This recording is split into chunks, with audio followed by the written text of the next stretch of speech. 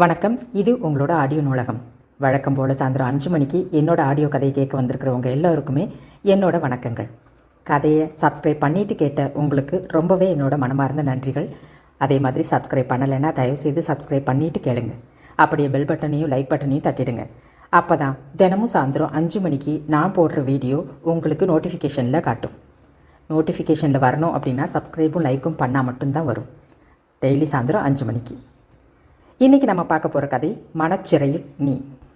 இந்த கதை எதை பற்றினா, சூழ்நிலை காரணமாக ஏமாற்றப்பட்ட நெஞ்சத்தோடு சிறை கம்பிகளுக்கு பின்னால் வாடும் ஒரு அடித்தட்டு வர்க்க இளைஞனுக்கும் அவன் சிறையில் இருக்கும் காரணம் தன்னால் தானா என்று அதிர்வும் தவிப்பும் கொண்ட ஒரு பெண்ணுக்கும் இடையே ஏற்படும் உணர்வு போராட்டமே இந்த கதை.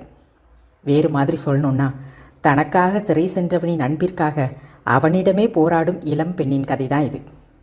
சரி, கதைக்குள்ளே போகிறதுக்கு முன்னாடி எப்பயும் போல் ஒரு சின்ன குறிப்பு. உங்களுக்கு இந்த பாகத்தோட அடுத்த பாகம் கேட்கணும்னு நினச்சிங்கன்னா வேறு எங்கேயும் நீங்கள் தேட வேண்டாம். இந்த ஆடியோவில் கடைசியில் ஒரு கிளிப் வரும். அந்த கிளிப்பு அடுத்த பாகத்துக்கான லிங்க்கு. அதை நீங்கள் தட்டினீங்கனாலே போதும், இதோட அடுத்த பாகம் ஓப்பன் ஆகிடும். அப்படி இல்லை அப்படின்னா இந்த வீடியோட கீழே டெஸ்கிரிப்ஷனில் அடுத்த பாகத்துக்கான லிங்க் கொடுத்துருப்பேன். இந்த கதையோட முதல் பாக லிங்க்கும் கொடுத்துருப்பேன். உங்களுக்கு தேவைப்பட்டால் நீங்கள் எடுத்துக்கலாம். அதே மாதிரி என்னோடய ப்ளேலிஸ்ட்டோட லிங்க்கும் கொடுத்துருக்கேன். நான் வாசித்த கதைகள் மொத்தமும் வரும், நீங்கள் கேட்டுக்கலாம். இப்போது கதைக்குள்ளே போகலாமா? மனச்சிறையில் நீ, முதல் பாகம். கொஞ்சம் கிளி கையில் ஏந்திய மதுரை மீனாள் அரசாண்டு கொண்டிருக்கும் தமிழ் கடவுளாம் முருகனின் விளையாட்டு மைதானமாக திகழும் முத்தமிழ்ச் சங்கம் அமைத்து தமிழ் வளர்த்த மூத்த குடிகள் வாழ்ந்தும் வந்தும் சென்ற சிறப்புமிக்க மதுரை மாநகர் அது. ஏழையாயிருந்தாலும் நாங்களும் பிரபுக்கள்தான் என்பது போல வந்தவர்களுக்கு உணவளிக்காமல் திருப்பி அனுப்பாத மக்கள். பெற்ற மகனாயிருந்தாலும் தம்பி, ராசு, ஐயா என்று அழைக்கும் தாய்க்குளங்களும் இங்குதான் இருக்கிறார்கள். வயதில் மூத்தவரை ஓய் பெருசு என்று அழைக்காமல் பெரியவரே என்று மரியாதையுடனும் இளைஞர்களை கூட வாங்கையா என்று அழைக்கும் மனிதர்களும் இங்கேதான் வாழ்கிறார்கள். இங்கு வாழும் பெண்களுக்கு அழகாக ஆடை அணிகலன்கள் அணியவும் தெரியும், அநீதியை எதிர்த்து அறிவாளை தூக்கவும் தெரியும். இங்கே ஆண்களுக்கு முகத்தில் மீசை என்றால் பெண்களுக்கு அவர்கள் பேசும் வார்த்தைகளுக்கு மீசை முளைத்திருக்கும். நீங்கள் எவ்வளவுதான் நவீனமானாலும் நாங்கள் கண்டாங்கி சேலையையும் கண்ணாடி வளையல்களையும் கால் சலங்கைகளையும் கூடை பூவை தலையில் சுமப்பதையும் விடவே மாட்டோம் என்று கம்பீரமாக கடைவீதிகளில் நடந்து செல்லும் பெண்கள். சாதி மத பேதமின்றி மாமா, மச்சான், பங்காளி, சகலை, அத்தாட்சி, மதினி, ஆத்தா, அம்மாச்சி, அப்பத்தா என்று உறவுமுறை சொல்லி அழைத்து ஒன்றாக வாழும் மக்கள் ஏராளமாக உண்டு. இவ்வளவு ஏன், இங்கே நடக்கும் உலக பிரசித்தி பெற்ற சித்திரை திருவிழாவின் போது வைகை ஆற்றில் அழகர் இறங்கியதும் முஸ்லிம் மக்களின் சிறப்பு பூஜைகள் அழகருக்கு உண்டு. இத்தனை சிறப்புகள் வாய்ந்த மதுரைக்கு இன்னொரு அடையாளம் மதுரை சிம்மக்கல் கல்பனா தேட்டர் தான். தேட்டரின் முகப்பில் இருக்கும் விண்ணை முட்டும் நீள் சதுர வடிவிலான தூணின் நுனியில் எப்பொழுதும் வசிக்கும் கழுகு இத்தேட்டரின் அடையாளம். திசை மாறிய பறவைகள் என்ற திரைப்படம் ரிலீஸான அன்று நடைபெற்ற பெரும் கலவரத்தின் காரணமாக கிட்டத்தட்ட 1 மாத காலம் தேட்டரில் இராணுவமே வந்து வசித்த சிறப்பு வேறு எந்த தேட்டருக்கும் இல்லை. ஒவ்வொரு வருடமும் கிருஷ்ண ஜெயந்தி அன்று தேட்டரின் வெளி வளாகத்தில் பந்தல் போடப்பட்டு அங்கே ராமர் பாதங்கள் வைக்கப்பட்டு 3 நாட்கள் பூஜை செய்யப்படும். அந்த காலத்திலேயே கமலஹாசன் நடித்த நானும் ஒரு தொழிலாளி திரைப்படத்தின் முதல் நாள் காட்சிக்கு பெட்டி வர தாமதமாகி ஹெலிகாப்டரில் படப்பெட்டி வந்த கதையும் உண்டு. இது போன்ற ஏராளமான சம்பவங்களால் அந்த தேட்டர் அப்பகுதி மக்களின் மனதில் நீங்கா இடம் பெற்றுவிட்டது. தேட்டரின் உரிமையாளர் மதுரைக்கு அருகே இருக்கும் ஏதோ ஒரு கிராமத்தைச் சேர்ந்தவர். இவருக்கு தன் கிராமத்து மக்களின் மீது இருந்த அக்கறையின் காரணமாக தேட்டரின் வேலைகள் அனைத்திற்குமே தனது கிராமத்து ஆண்களையே நியமித்தார். தேட்டரிலேயே தங்கி சமைத்து சாப்பிட்டு வேலை செய்ய வேண்டும். இவர்களைத் தவிர அந்த தேட்டரில் வேலை செய்யும் அந்த ஏரியாவைச் சேர்ந்த ஒரே நபர் சத்தியமூர்த்தி, வயது 21. அப்பா சிறு வயதிலேயே தவறிவிட அம்மாவும் இவனும் தான். திருமலை ராயர் படித்துறை ராஜபரமேஸ்வரி பள்ளியில் 8ஆம் வகுப்பு படித்து தமிழிலேயே மயிரிழையில் 10 மார்க் வாங்கி வெளியே வந்தவன். அம்மா முத்துமாரி தேட்டருக்கு எதிரே பிளாட்பாரத்தில் இரவு நேர இட்லி கடை வைத்து நடத்தும் பெண்மணி. இட்லி கடை அடுப்பு எரியலேனா வயிற்றில் ஈரத்துணிதான். மாரியோட பார்ட் டைம் ஜாப் மகனை கொஞ்சுவது. அதுவும் சும்மா கொஞ்ச மாட்டாள். கையில் எது கிடைக்கிறதோ அதை வைத்துதான் கொஞ்சுவாள். விறகுக்கட்டை, விளக்குமாறு, தோசை கரண்டி இப்படி பலவற்றால் கொஞ்சுவதுதான் பிடிக்கும். சத்யன் தனது 13வது வயதில் பள்ளிக்கூட படிப்பை முடித்துவிட்டு ஊர் சுற்றுவதே லட்சியம் என்று வெளியே கிளம்பியவன் சேர்க்கை சரியில்லாமல் 14 வயதில் பீடியில் ஆரம்பித்து 18 வயதில் கஞ்சாவில் வந்து நின்றான். சிகரெட்டில் இருக்கும் புகையிலை தூளை கீழே கொட்டிவிட்டு கஞ்சாவை கசக்கி சிகரெட்டினுள் நுழைத்து பற்ற வைத்து 2 இழுப்பு இழுத்தான் என்றால் சொர்க்கம் அவன் கண் வந்து விளையாடும். ஒருமுறை கஞ்சா வாங்க காசு இல்லாமல் தண்ணீர் பிடிக்கவென்று தெரு குழாயடியில் வைத்திருந்த பித்தளை பானையை திருடி விற்றதில் அவன் முதல் முறையாக ஜெயிலுக்கு போனான். அப்பொழுது வயது 17 தான் என்பதால் சிறு குழந்தை என்று கோர்ட்டில் சிபாரிசு செய்யப்பட்டு மைனர் ஜெயிலுக்கு அனுப்பப்பட்டான். மாறி மகனை வெளிக்கொண்டு வர எந்த முயற்சியும் செய்யாததால் 6 மாதம் அச்சடித்த சோறும் அவுன்ஸ் குழம்பும் உண்டு உடம்பை தேற்றிக்கொண்டு வெளியே வந்தான். 2வது முறை இவன் செய்யாத குற்றத்திற்கு ஜெயிலுக்கு போனான். நண்பன் திருடி கொடுத்த நகையை விற்கப் போன பாவம் சத்யனுக்கு ஜெயில். மைனர் ஜெயிலை விட இந்த ஜெயில் நல்ல வசதியாக இருந்தது. உடம்பை வலுவாக்கி கொண்டு வெளியே வந்தான். அடுத்ததாக பெண்ணின் உடல் சுகத்தை பற்றி தெரிந்து கொள்ள மாறி வைத்திருந்த பணத்தை திருடிக் கொண்டு ஒரு 3ஆம் தர லாட்ஜில் போய் ரூம் போட்டது வரைக்கும் தான். வேறு எதுவும் நடக்கவில்லை. பாவம், அந்த பெண் இவனை ஏளனமாக பார்க்கும்போதே போலீஸ் வந்து ரூம் கதவை தட்டியது. மறுபடியும் சிறைவாசம். இப்படி இவனின் புகழ் பரவ பரவ மாரியின் கண்ணீரும் பெருகியது. இவனை திருத்த வழியே இல்லையா என்று திருப்பரங்குன்றம் முருகனுக்கு பால் காவடி எடுக்க ஆரம்பித்தாள். ஆனால் திருப்பரங்குன்றம் முருகன் மனது வைக்கவில்லை போல சத்தியனிடம் அவருக்கும் ஏதாவது காரியமாக வேண்டியிருந்ததோ என்னவோ அவனை அப்படியே விட்டு வைத்திருந்தார். இப்போது சத்தியனுக்கு வயது 20. நிரந்தரமாக வேலை எதுவும் இல்லாமல் சினிமா போஸ்டர் ஒட்டுவது, கட்சிகளுக்கு போஸ்டர் ஒட்டுவது என்று மைதா மாவு காய்ச்சும் வேலையில் இறங்கியிருந்தான். இப்படி போன சத்தியனின் வாழ்வில் ஒரு நாள் பகல் காட்சியாக ஏக் துஜே கேலிய படம் பார்த்துவிட்டு வந்தவனுக்கு உள்ளுக்குள் லேசாக கிறுக்கு பிடித்தது. கமலஹாசனின் படத்தை எரித்து காஃபியில் கலந்து குடித்த ரதியை பார்த்து மூளைக்குள் மின்னல் அடித்தது. அதுவும் படத்தின் கிளைமேக்ஸில் முதல் முறையாக அழுதான் சத்யன். நாமளும் காதலிச்சா என்ன? ஆனால் காதலிக்க பெண் வேணுமே. எவளையாவது பிராக்கெட் போட்டு நம்ம ஃபோட்டோவை எரித்து காஃபியில் கலந்து குடிக்க சொல்லியே ஆகணும் என்று முடிவுக்கு வந்தான். காதலுக்கு ஒழுக்கம் கொஞ்சம் அவசியம் என்று அவனது சிறு மூளை எடுத்துச் சொல்ல கொஞ்சம் அடங்கி மாரியுடன் இட்லி கடைக்கு உதவ ஆரம்பித்தான். மாரிக்கு முருகன் வழிகாட்டி விட்டார் என்று சந்தோஷம். ஆனால் நிஜத்தில் வழிகாட்டியது கமலும் ரதியும் தான். விளையாட்டுத்தனமாய் காதலை காதலிக்க ஆரம்பித்தான். கந்தலாய் போன சட்டையை தூக்கி எறிந்துவிட்டு புதிதாய் எடுத்து போட்டுக்கொண்டான். கண்ணாடியில் தனது உருவத்தை பார்த்தான். இயல்பிலேயே சத்தியன் சுமாரான அழகுள்ளவன்தான். இப்பொழுது காதலின் மீது ஆர்வம் வந்துவிட இன்னும் அழகாய் தெரிந்தான். 6 அடிக்கு சற்று அதிகம்தான். ஆனால் அதற்கேற்ற பர்மன் இல்லாத ஒல்லியான உடல், கருப்பானாலும் கலையான முகம், 5 விரல் கொண்டு பட்டை அடிக்கும் அளவிற்கு அகலமான நெற்றி, அந்த நெற்றியை பாதியாய் மறைப்பது போல வழியும் டிஸ்கோ கட்டிங் தலைமுடி, நேர்கோடாய் வந்த கூர் நாசி, பெண்களைப் போல சற்று அகலமான கண்கள், அரும்பி வரும் மீசை, ஒல்லியானாலும் உரமேறிய உடல்வாகு. இவ்வளவு கருப்பா இருக்கனே, ஃபிகரு கரெக்டாகுமா? அதிமுக்கியமான கேள்வியாக கிளம்பியது. ஏன், ரஜினி வெள்ளைப்புறா படத்தில் கருப்பாக தானே இருந்தார். அவருக்கு லவ் செட் ஆச்சுல்ல, அதுபோல் எனக்கும் லவ் கரெக்டாகும். தனக்குத்தானே தேர்ச்சி கொண்டான். இனிமேல் செவப்பாக இருக்கிற கமல் படம் பார்க்கக்கூடாது. நம்ம கலரில் இருக்கிற ரஜினி படம் தான் பார்க்கணும். புதிதாக சபதம் வேறு. சாயந்தரம் 6 மணிக்கு இட்லி கடை எடுத்து வைக்கிற நேரம். ஆனால் கோயில் பக்கமாக போனால் ஏதாவது கலர் பார்க்கலாம். என்ன செய்கிறது என்று எண்ணியபடியே வெளியே வந்தான். ஐயா ராசு, அம்மாவுக்கு கால் முட்டி 2ம் குடையுதுடா. கடை சாமானியெல்லாம் கொண்டு போய் வச்சுட்டு போயிடுறா ராசா. மாரி மகனிடம் கெஞ்சினாள். பழைய சத்தியனாயிருந்தாள். சரிதான் போ என்று விட்டு போய்விடுவான். இவனுக்கு காதலிக்க பெண் வேண்டுமே, அதற்கு நல்ல ட்ரெஸ் வேண்டும். தீபாவளி வேற வருதே. சரி, கொண்டு போய் வைக்கிறேன். எவ்வளோ காசு தருவேன் என்று சுமை கூலியை முதலில் பேசவும், அட நாதாரி பயம் அவனை, நெதம்பும் திங்கிறதுக்கும் அப்பனா மாசமான மணி ஆர்டர் பண்ணுறான். நான் அடுப்பில் வெந்தாத்தான் உனக்கு சோறு. போய் மறுவாதியை கடையவை, இல்லைன்னா ராவு திங்கிறதுக்கு கடைக்கு வராது. மாரியும் விட்டு கொடுக்காமல் கராராக பேசவும் சத்யன் இரவு வயிற்றுப்பாட்டை மனதில் கொண்டு கடை சாமான்களை கொண்டு போய் தேட்டருக்கு எதிரே பிளாட்பாரத்தில் அடுக்கினான்.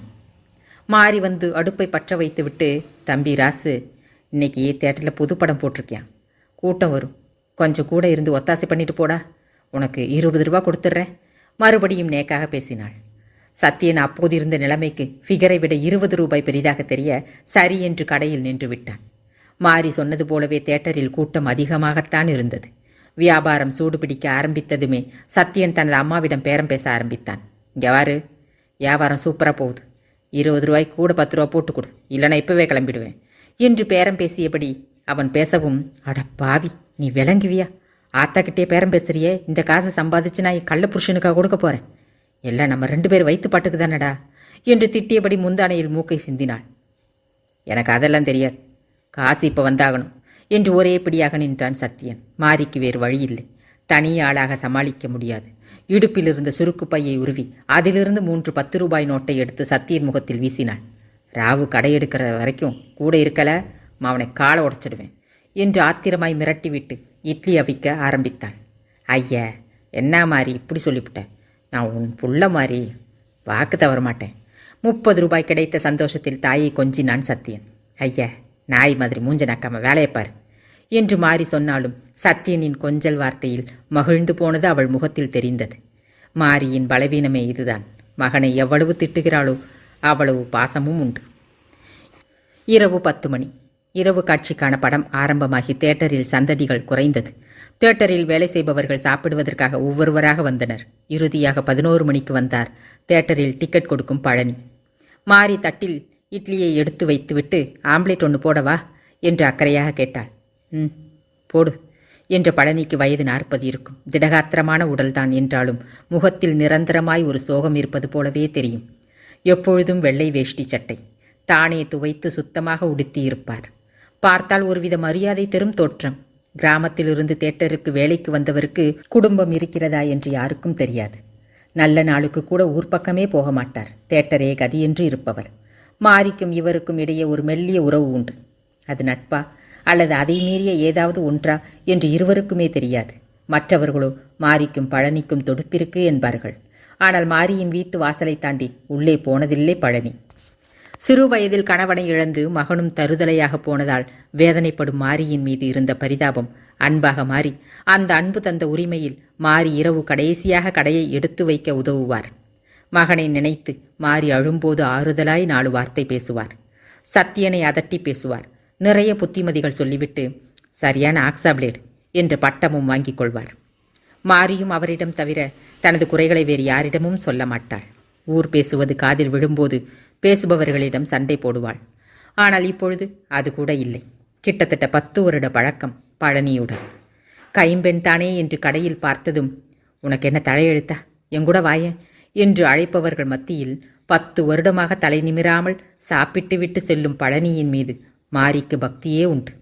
கையில் பணம் இல்லை என்றால் பழனியிடம்தான் கேட்பாள். எத்தனை மாதமானாலும் ஞாபகம் வைத்திருந்து திரும்ப கொடுத்து விடுவாள். இவ்வளவுதான் இவர்களுக்குள் இருக்கும் உறவு. ஊர் பேச்சை கேட்டுவிட்டு சலித்து விட்டதால் இருவரும் அதை ஒரு பொருட்டாகவே மதிக்கவில்லை. ஊரும் இப்பொழுது இவர்களை கண்டுகொள்வதில்லை. மாரி ஆம்லேட்டை எடுத்து பழனியின் தட்டில் போட்டவாறு, புதுப்படம்னு சொன்னதால 2 கிலோ அதிகமாக போட்டேன், ஆனால் மாவு நின்று போச்சு என்று புலம்பவும், உன்னை யார் 2 கிலோ போட சொன்னது? 1 கிலோ போட்டால் சரியாக போயிருந்திருக்கும் என்றவர் எதிர் திசையில் சாப்பிட்டு கொண்டிருந்த சத்தியனை பார்த்துவிட்டு, என்ன துரை இன்னைக்கு அதிசயமா கடையில் உட்கார்ந்துருக்காரு, எங்கேயும் பொறுக்க போகலையா என்று நக்கலாக கேட்டார். சத்தியன் நிமிராமல் சாப்பிட்டான். எல்லோரையும் ஒரு கை பார்க்கும் சத்தியன் பழனியிடம் மட்டும் எதுவும் எதிர்த்து பேச மாட்டான். அம்மாவையும் பழனியையும் சேர்த்து வைத்து அவன் காதுபட யாராவது பேசினால் ஓட ஓட உதைப்பான். சில சமயம் மாரியிடமே, ஏம்மா அந்த அலைவன்னா கல்யாணம் பண்ணிக்கையன், இப்படி கண்ட நாயும் கண்டதும் பேசாதில்ல என்று கூறி அடியும் வாங்கியிருக்கிறான். சத்தியன் அமைதியாக சாப்பிட, அதை ஏன் கேட்குறேன், முழுசா 30 ரூபா வாங்கிக்கிட்டு உட்கார்ந்துருக்குது என்று 30 ரூபாயை 30,000 போல பெருமூச்சு விட்டு சொன்னாள்.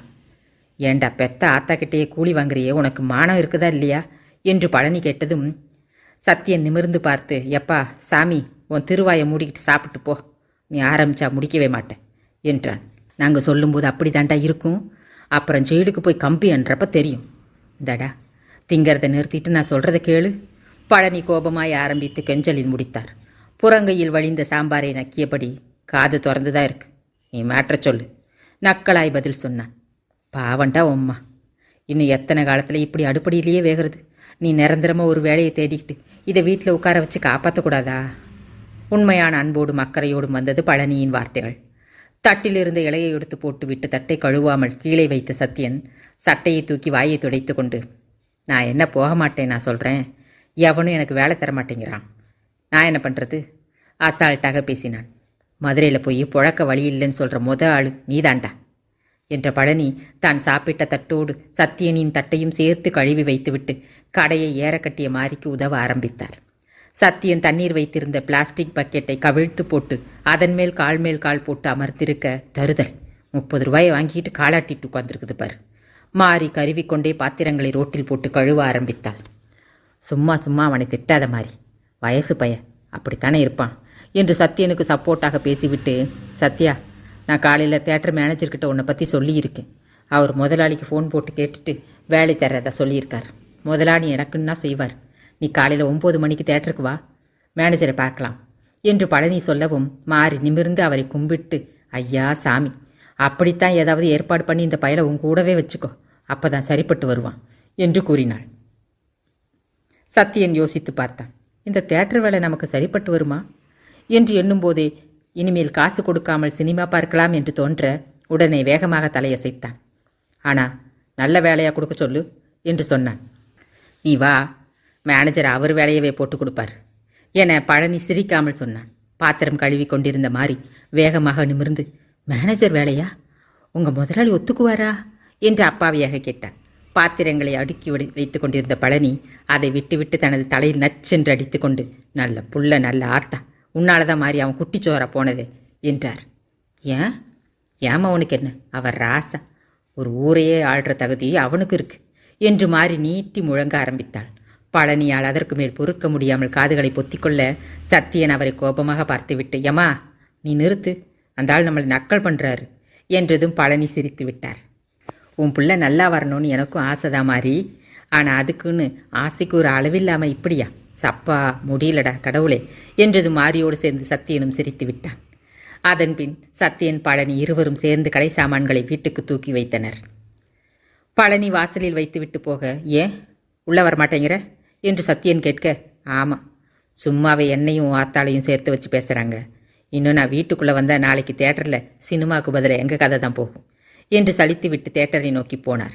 அவனுக்கு தெரிந்த விஷயம்தானே. சத்தியன் எதுவும் பேசவில்லை. மறுநாள் காலை 6 மணியிலிருந்தே மாறி பரபரப்புடன் இருந்தாள். மகனுக்கு வேலை கிடைக்கப் போகிறதே. குளித்துவிட்டு பக்கத்தில் இருந்த அம்மன் கோயிலுக்கு போய் வந்தாள். சத்தியன் இன்னும் தலையணையில் முகம் புதைத்து கவிழ்ந்து கிடக்க பக்கத்தில் அமர்ந்த மாறி, ராசு, இன்னைக்காவது வேலையா எந்திரிடா, மணி 8 போகுது என்று மகனை கொஞ்சிக் கொண்டிருந்தாள். சத்தியன் புரண்டு படுத்து, அம்மா, காலையில் 6 மணிலிருந்து உசுர வாங்குறேன், நிம்மதியாக தூங்கு விடுமா என்று மீண்டும் கண்ணை மூடி கவிழ்ந்து கொண்டான். மாறி மகனை எழுப்பும் போராட்டத்தில் தோற்றுப்போய் கையை பிசைந்தபடி அமர்ந்திருக்க ஆபத் வாந்தனாக பழனி வந்து கதவை தட்டினார். ஐயா சாமி, நீயே வந்து இவனை எழுப்பு, என்னால் முடியல என்று விட்டு மாறி காளி குடத்தை எடுத்துக்கொண்டு தண்ணீர் பிடிக்க போய்விட பழனி வாசலில் நின்று கொண்டே, எலை நேரமாச்சுடா, எந்திரிச்சு ரெடியாகி வா என்று தொடர்ந்து கத்தியபடி இருந்தார். வெகு நேரம் கழித்து, முடிச்சுக்கிட்டு தான் இருக்கேன், நீ உள்ளே வந்தால் தான் எந்திரிப்பேன். சத்தியன் கவிழ்ந்தபடி குரல் கொடுத்தான். அட பாவி என்று சிரித்தவர், வந்துட்டேன் என்று மெதுவாக வீட்டிற்குள் நுழைந்து சத்தியனின் அருகில் அமர்ந்து அவன் தலைமுடியை பற்றி உலுக்கி, வயசு 20 ஆகுது, ஆனால் இன்னும் சின்ன பிள்ளையாவே இருக்கடா என்றார். நிமிர்ந்து அவர் முகம் பார்த்த சத்தியன், அப்படித்தான், நம்பிடாத, நான் சின்ன பிள்ளையெல்லாம் கிடையாது, இப்போ கூட எவ்வளவு கிடைச்சான்னு வெய்யி, அடுத்து 10 மாதத்தில் உன்னை தாத்தாக்கி போடுவேன் என்றான் குறும்புத்தனத்துடன். அவன் தலையில் நறுக்கென்று ஒரு கொட்டு வைத்து, வேலை வட்டி இல்லாமல் சுத்துறவன் பின்னாடி ராப்பிச்சக்காரி கூட வரமாட்டான், முதல்ல எழுந்துச்சு குளிக்க போட, மேனேஜர் வர நேரமாச்சு என்று பழனி சொல்லவும் சத்தியன் வேண்டா வெறுப்பாக எழுந்து குளிக்கச் சென்றான். மாறி தண்ணீர் குடத்துடன் வீட்டிற்குள் வந்தாள். பழனி வீட்டிற்குள் அமர்ந்திருப்பதை அதிசயமாக பார்த்துவிட்டு, என்ன வீட்டுக்குள்ளே வந்துட்டீங்க, இப்போ தான் சாமிக்கு மனசு இறங்குச்சு போல இருக்கு என்று சந்தோஷத்துடன் கேலி பேசியபடி குடத்தை வைத்துவிட்டு காஃபி தயாரிப்பதில் ஈடுபட்டாள். சத்தியன் படுத்திருந்த பாயை சுருட்டியபடி, இதுக்கே ஊர் பயல்கள் என்ன நக்கல் இடிக்க போகிறானுங்களோ, பயந்து கிடக்கேன், இதில் நீ வேற கேலி பண்ணுற என்றவர் பாயை ஒரு மூலையில் வைத்துவிட்டு, நான் சொன்னால் வேலை கொடுத்து விடுவாங்க தான், ஆனால் நம்ம ஐயா ஒழுங்காக வேலை செய்யணுமே என்றார் கவலையுடன். காஃபியை ஆற்றி டம்ளரில் ஊற்றி எடுத்து வந்து பழனியிடம் கொடுத்த மாறி, எல்லாம் ஒழுக்கமாக தான் இருப்பான், அதான் நீ கூடவே இருக்கல்ல, பத்திரமா பார்த்துக்க மாட்ட என்ற மாரியின் கேள்விக்கு பழனியிடம் பதில் ஏதும் இல்லை. காஃபியை அமைதியாக குடித்துவிட்டு சட்டை பாக்கெட்டிலிருந்து ஒரு 100 ரூபாய் நோட்டை எடுத்து மாரியிடம் கொடுத்து, நேற்று கேட்டியே என்றார். ஆமாம், வீட்டு வாடகைக்கு காசு பத்தலை, அதுக்கு தான் கேட்டேன் என்று ரூபாயை வாங்கி தனது சுருக்கு பையில் வைத்துக்கொண்டு இத்தோட என் கணக்கு 240 ரூபாய் ஆச்சு என்று கணக்கு சொன்னான். பழனி நிமிர்ந்து மாரியின் முகத்தை பார்த்து புன்னகைத்துவிட்டு தலையை அசைத்தார். சத்தியன் குளித்து வந்ததும் இருவருக்கும் மாரி தோசை செய்து தர சாப்பிட்டு விட்டு கிளம்பினார்கள். வீட்டிலிருந்து வெளியேறி தெருவில் நடக்கையில் இருவரின் முதுகையும் துளைத்த பார்வை ஏராளம். இருவருமே கண்டுகொள்ளாமல் நடந்தனர். அதே போல தேட்டருக்குள் நுழைந்ததும் அங்கிருப்பவர்கள் கேலியுடன் பார்க்கவும் பழனி அமைதியாக நடந்து செல்ல சத்தியன் முறைத்தபடி நடந்தான். மேனேஜரின் அறைக்கு வெளியே சத்தியனை நிறுத்திவிட்டு பழனி மட்டும் உள்ளே போனார். சற்று நேரத்தில் உள்ளிருந்தபடியே சத்யா என்று அழைத்ததும் சத்தியன் உள்ளே போனான். மேனேஜர் சத்தியனை ஏற இறங்க பார்த்துவிட்டு, பழனி சிபாரிசு பண்ணுறதால தான் உனக்கு இங்கே வேலை தர சொல்லியிருக்காரு முதலாளி. ஒழுங்காக வேலை செஞ்சு பழனி மாதிரி நல்ல பேர் வாங்கிறத பார் என்று கூற சத்தியன் சரி என்று தலையசைத்தான். மேனேஜரிடமிருந்து விடை பெற்று கொண்டு இருவரும் வெளியே வந்தனர். மாடியில் இருந்து இறங்கி வந்த உதவி ஆபரேட்டர் இருவரையும் ஏளனமாக பார்த்து, என்ன பழனி, என்ன புள்ளையையும் வேலைக்கு அமர்த்திட்ட போல இருக்கு என்று கேலி பேசினார். சத்தியனுக்கு கோபம் கண்மண் தெரியாமல் வந்தது. டேய், என்ன நக்கலா என்று அவன் மீது பாய பழனி வேகமாக மறித்து சத்தியனை அணைத்தபடி தேட்டருக்கு பின்னால் இருக்கும் சமையல் செய்யும் இடத்திற்கு இழுத்து வந்தார். இந்த மாதிரி தொட்டத்துக்கெல்லாம் கோபப்படுறத முதல்ல நிறுத்துடா என்று கத்தினார். பின்ன அவன் நக்கல் அடிக்கிறத கேட்டுக்கிட்டு என் வாயில் விரல் போட்டுக்கிட்டு இருக்க சொல்கிறியா? இந்த அளவுக்குத்தான் 4 வருஷம் முன்னாடியே உன்னை 2ஆவதாக கல்யாணம் பண்ணிக்க சொல்லி எங்கள் ஆத்தா கிட்ட சொன்னேன். அது மட்டும் நடந்திருந்தா இந்த வெண்ணை முன்னாடியெல்லாம் தலை குனிய வேண்டியது இல்லையே. நான் சொன்னதை நீயும் கேட்கல, எங்கள் ஆத்தாலும் கேட்கல. இப்போ அவமானப்பட்டு நிற்கிறது நான் தானே. சத்தியனுக்கு ஏனோ அழுகை முட்டி கொண்டு வந்தது. பழனி தலை குனிந்து அமைதியாக இருந்தார். அவரால் சத்தியனின் உணர்வுகளை புரிந்து கொள்ள முடிந்தது. 38 வயதுக்கு இன்னும் இளமையை தொலைக்காது இருக்கும் மாரிக்கு தன்னால் எந்த விதத்திலும் கெட்ட பெயர் வரக்கூடாது என்றுதான் சர்வ ஜாக்கிரதையாக இருந்து வருகிறார். ஆனால் ஊரும் உலகமும் தவறாக பேசிக்கொண்டுதானே இருக்கிறது. சற்று பொறுத்து சத்தியன் சரியாகி அவர் அருகே அமர்ந்து கொண்டு, சரி விடு, ஃபீல் பண்ணாத என்று தோளில் தட்டியதும் பழனி சிறு புன்னகையுடன் தலையசைத்து, சரி வா, 11 மணி காட்சி ஆரம்பிக்கிற நேரமாச்சு, போகலாம் என்று எழுந்து கொண்டார். இருவரும் தியேட்டரின் டிக்கெட் கவுண்டருக்கு வந்தனர். நன்றாக தரும் டிக்கெட்டை கிழித்து தருவதுதான் சத்தியனுக்கு அங்கே வழங்கப்பட்ட வேலை. நாம் அடித்து பிடிச்சி டிக்கெட் வாங்கி போன காலம் போய் இப்போ நாமளே எல்லோரிடமும் டிக்கெட் வாங்கி உள்ளே அனுப்புவது சத்தியனுக்கு படு உற்சாகமாக இருந்தது. பழனி அவனுக்கு அடுத்த வாயிலில் நின்று, கவனமாயிருடா என்று எச்சரிக்கை செய்தார். எல்லோரும் உள்ளே போன பிறகு கருப்பு நிற திரை மூடப்பட்டு கேட் சாத்தப்பட்டதும் திரைப்படம் ஆரம்பித்தது. பழனி மதிய உணவு தயார் செய்ய வேண்டும் என்று போய்விட சத்தியன் மட்டும் பெஞ்சில் சாய்ந்து தியேட்டரின் காம்பவுண்டுக்குள் அப்பால் தியேட்டரை ஒட்டியிருந்த தெருவை பார்த்தான். அந்த தெருவுக்கு பெயர் கிருஷ்ணராயர் தோப்பு என்றிருந்தாலும் கல்பனா தியேட்டர் சந்து என்று முகவரி எழுதினால்தான் தபால்காரருக்கே அடையாளம் தெரியும். அந்த அளவுக்கு தியேட்டரும் அந்த தெருவும் ஒட்டி பிறந்த இரட்டையர்கள் போல தெரியும். சத்தியனின் பார்வைக்கு மாடி வீடுகள் மட்டும் தெரிந்தது. தியேட்டரின் பால்கனிக்கு போனால் தெருவில் நடப்பவர்களை கூட பார்க்கலாம். ஒரு வீடாக பார்த்தவனுக்கு இவனுக்கு நேர் எதிரே இருந்த மாடி வீடு கவனத்தை கவர்ந்தது. ஏதோ ஒரு உருவம் அவ்வளவு நேரம் அங்கேயே இருந்து பார்த்துவிட்டு இவன் பார்த்ததும் சரையலென்று மறைந்தது போல இருந்தது. ஆஹா, யாருடா இது என்று எண்ணியவன் பார்வையை வேறு பக்கம் திருப்பது போல பாவனை செய்து ஓரக்கண்ணால் அந்த வீட்டை நோட்டம் விட அந்த உருவம் மறுபடியும் வந்து வீட்டு பால்கனியில் நின்று இவனையே பார்த்தது. கவனித்து விட்டான் சத்யன். ஆஹா, சத்யா, செம்ம ஃபிகர்டா, அதுவும் உன்னையே ஒத்து பார்க்குதுடாய். தனக்குத்தானே சொல்லி கொண்டவன் சட்டென்று திரும்பியதும் அந்த பெண் மறுபடியும் வீட்டுக்குள் ஓடிப்போனாள். முருகா, நல்ல வேலையும் கொடுத்து செம்மத்திய ஒரு ஃபிகரையும் கண்ணில் காட்டிட்டியே, நீ நல்லா இருக்கணும் முருகா. சத்தியனுக்கு சந்தோஷம் கொக்களிப்பட்டது. அன்று இரவு காட்சி வரும் வரை இந்த கண்ணாமூச்சி ஓடிக்கொண்டிருந்தது. மதியம் வரை பாவாடை தாவணியில் இருந்தவள் சாயங்காலம் சுடிதாருக்கு மாறியிருந்தாள். கொஞ்சம் குண்டாக இருந்தாள். 16 வயது இருக்கலாம். சத்தியனின் தூரப்பார்வைக்கு அந்த பெண் மாநிறமாக இருந்தாலும் அழகாகத்தான் இருந்தாள். அன்று இரவு 10 மணி காட்சிக்கு டிக்கெட் கழித்து முடித்துவிட்டு நிமிர்ந்தபோது அந்த வீட்டின் பால்கனி கதவு மூடப்பட்டிருக்க முதன்முறையாக ஏங்கி போனது சத்தியனின் மனம். பெஞ்சில் படுத்துக்கொண்டு அந்த வீட்டையே பார்த்தான். சரியாக 11 மணி. கதவு திறந்து வெளியே வந்தாள் அந்த பெண். சத்தியனின் முகம் பட்டென்று மலர ஆர்வத்தில் வேகமாக கையசைத்தான். அவ்வளவுதான், சீப்ப என்பது போல செல்லமாக தலையசைத்து விட்டு மறுபடியும் உள்ளே போய்விட்டாள். பார், வெக்கமாம் என்று சிரித்தபடி பெஞ்சிலேயே படுத்து கொண்டவனின் கண்முன் காதல் கனவுகள் விரிந்தது. காலையில் அந்த பெண்ணின் முகத்தை காணும் அவளில் கண்மூடினான் சத்தியன். அத்தியாயம் 2. பூமாலை வாடும் ஒரு பொன் மாலை பொழுது. பகலெல்லாம் காய்ந்த பின் மேக சுழலில் சிக்கிய சூரியன் சோம்பலாய் விடைபெற கருபத்தில் இருக்கும் சிசுவாய் ஈரமாய் எட்டி பார்த்தது நிலவு. இதோ இப்பொழுதுதான் பிறந்தேன் என்று புதிதாய் பூக்கும் பூக்களுக்கு முன்னுரை எழுதி கொண்டிருந்தது. பிராமணர்கள் மட்டும் வசிக்கும் சிம்மக்கள் ஹனுமார் கோயிலை அடுத்த அக்ரஹார பகுதி. ஒரே காம்பவுண்டில் 13 குடித்தனங்கள், அத்தனையும் நடுத்தர வர்க்கத்து பிராமண குடும்பங்கள். எல்லோருக்கும் பொதுவாய் ஒரு கூடம். திறந்திருந்த கதவின் வழியாக மெல்ல கசிந்து வந்தது மெல்லிய வெள்ளிச் சலங்கைகளின் நாதம் ஒன்று. கண்ணனை நினைத்து பாடிக்கொண்டிருந்தாள் ஒருத்தி. பாடும் பெண்ணின் வயதை கணிக்க முடியாத குரலில் இழைந்து இழைந்து பாடி கண்ணனை அழைத்தாள் அவள். ஏண்டி, 1-2 சினிமா பாட்டும் கத்துண்டா 4 பணம் பார்க்கலாம் இல்லையோ? எப்போ பாரு கண்ணா வாடான்னு மீரா மாதிரி பாடிண்டே இரு. ஒரு நாள் தெருவில் போகிறவ யாராவது நான் தான் கண்ணன்னு சொல்லிட்டு வந்து நிற்க போகிறா. அப்போ நீ முழிச்சுண்டு நிற்க போகிறாய்ப்பார் என்று ஒட்டடை குச்சிக்கு பென்சிலால் மீசை வரைந்தது போன்று 18 வயது மதிக்கத்தக்க ஒருவன். பாடிக்கொண்டிருந்த குயில் சட்டென்று பாடலை நிறுத்திவிட்டு, அம்மா இவனை பாரேன் என்று தாயை துணை கழைத்தது. ஆனால் உள்ளிருந்து பதிலே வரவில்லை. என்றதும் போடா அசமஞ்சம் என்று விட்டு உள்ளே ஓடினாள். சிறிய ஹால், ஒரு பூஜை அறை, சிறியதாய் ஒரு சமையல் அறை, இவ்வளவுதான் அந்த குயிலின் வீடு. அந்த காம்பவுண்டில் வசிக்கும் அனைவருக்கும் பொதுவான கூடத்தில்தான் எல்லோரும் படுத்துக்கொள்வார்கள். ஆண்கள் ஒரு பக்கம், பெண்கள் ஒரு பக்கம், வயதானவர்கள் ஒரு ஓரம். பெண்களின் அந்த 3 நாட்களுக்கு தோட்டத்தில் ஒரு கொட்டடி என்று ஒரு கூட்டு குடும்பம் போல அந்த ஒரே காம்பவுண்டில் வசித்தனர். இவர்களில் கணவன் மனைவியாக இருப்பவர்கள் எப்படித்தான் காதல் செய்து கலவியும் செய்து குழந்தை பெற்றுக்கொள்கிறார்கள் என்பது பெரிய உலக அதிசயம்தான்.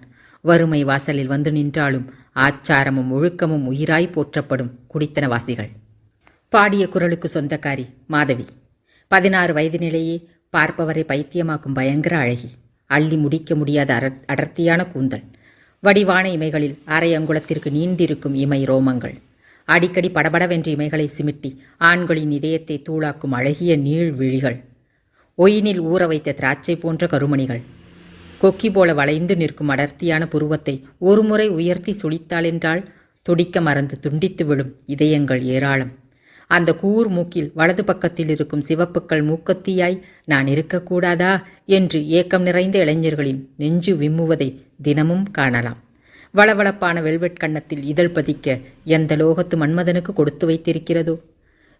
மேலுதடு தடித்து நீண்டும் கீழுதடு குவிந்தும் மேலுதட்டின் விளிம்பில் தொற்றி நிற்கும் சிறு மச்சம், மொத்தத்தில் இரத்தச் சிவப்பில் கொத்தாய் கவ்விக்கொள்ள அழைக்கும் அழகிய அதரங்கள், சற்று நீண்ட கழுத்து, அந்த காலத்து அரசகுமாரியர்கள் போல நிமிர்ந்த அகன்ற தோள்கள். அதற்கு கீழே போனால் 16 வயதுதான் ஆகிறது என்று சத்தியம் செய்தாலும் நம்ப மறுக்கும் நமது கண்கள். கழுத்து முடியும் இடத்திலேயே ஆரம்பித்திருக்கும் சங்கி நிறத்தை ஒத்த கலசங்கள், சற்றே ஆடை நீங்கினாலும் நீ மூர்ச்சையாவாய் என்பதை உண்மையாக்குவது போல உருண்டு திரண்டு நிமிர்ந்து குவிந்து நிற்கும் பொற்குவியல் அவள் தனங்கள். பிராமண பெண்களுக்கே உரிய சதைப்பற்று இல்லாத தட்டையான வயிறு. அவள் கட்டியிருந்த பட்டுப்பாவாடை தொப்புளை மறைக்க ஆண்டவனின் வஞ்சத்தை எண்ணி நீண்டதொரு பெருமூச்சால் சுற்றுப்புறத்தை சூடாக்கும் இளைஞர்கள் கூட்டம்தான் எவ்வளவு! இவ்வளவு எடையை இது எப்படி தாங்குகிறது என்று சந்தேகம் கொள்ள வைக்கும் இடைப்பகுதி. இராமாயணத்தில் இருந்தும் இல்லாதிருப்பதுதான் இறை, அதுபோலத்தான் சீதையின் இடையும் இருந்தும் இல்லாதது போல என சீதையின் இடையை இறைவன் என்கிறார் கம்பன். இதோ இவளின் இடையை கூட இறைவனுடன் ஒப்பிடலாம். எங்கே போனது இவளின் இடை என்பது போல சட்டென்று குவிந்து, இதோ இங்கே என்பது போல பட்டென்று விரிந்து வெண்ணெயை பூசி வழித்தெடுத்து குடைந்து செய்த வளவளப்பான வெள்ளை இடை. அதற்கு கீழே ஆடை மறைத்தாலும் இப்படித்தான் இருக்கும் என்று படிப்பறிவு இல்லாதவன் கூட சாமுத்திரிகா லட்சணம் அறிந்து அளவிட்டு கொள்ளும் பகுதிகள். சிவனுக்கு அர்ச்சித்த வெண் தாமரையின் இதழ்களால் அமைக்கப்பட்டதை போன்ற பாதங்கள், அதில் சின்னதாய் செதுக்கி வைத்த வாழைப்பூ விரல்கள், விரல்களின் நுனியில் கடல் சிப்பியை கவிழ்த்தது போல பளபளவென்று மின்னும் நகங்கள். இவளுக்காக பள்ளியின் வாயிலில் காத்து நிற்கும் வாலிப கூட்டம்.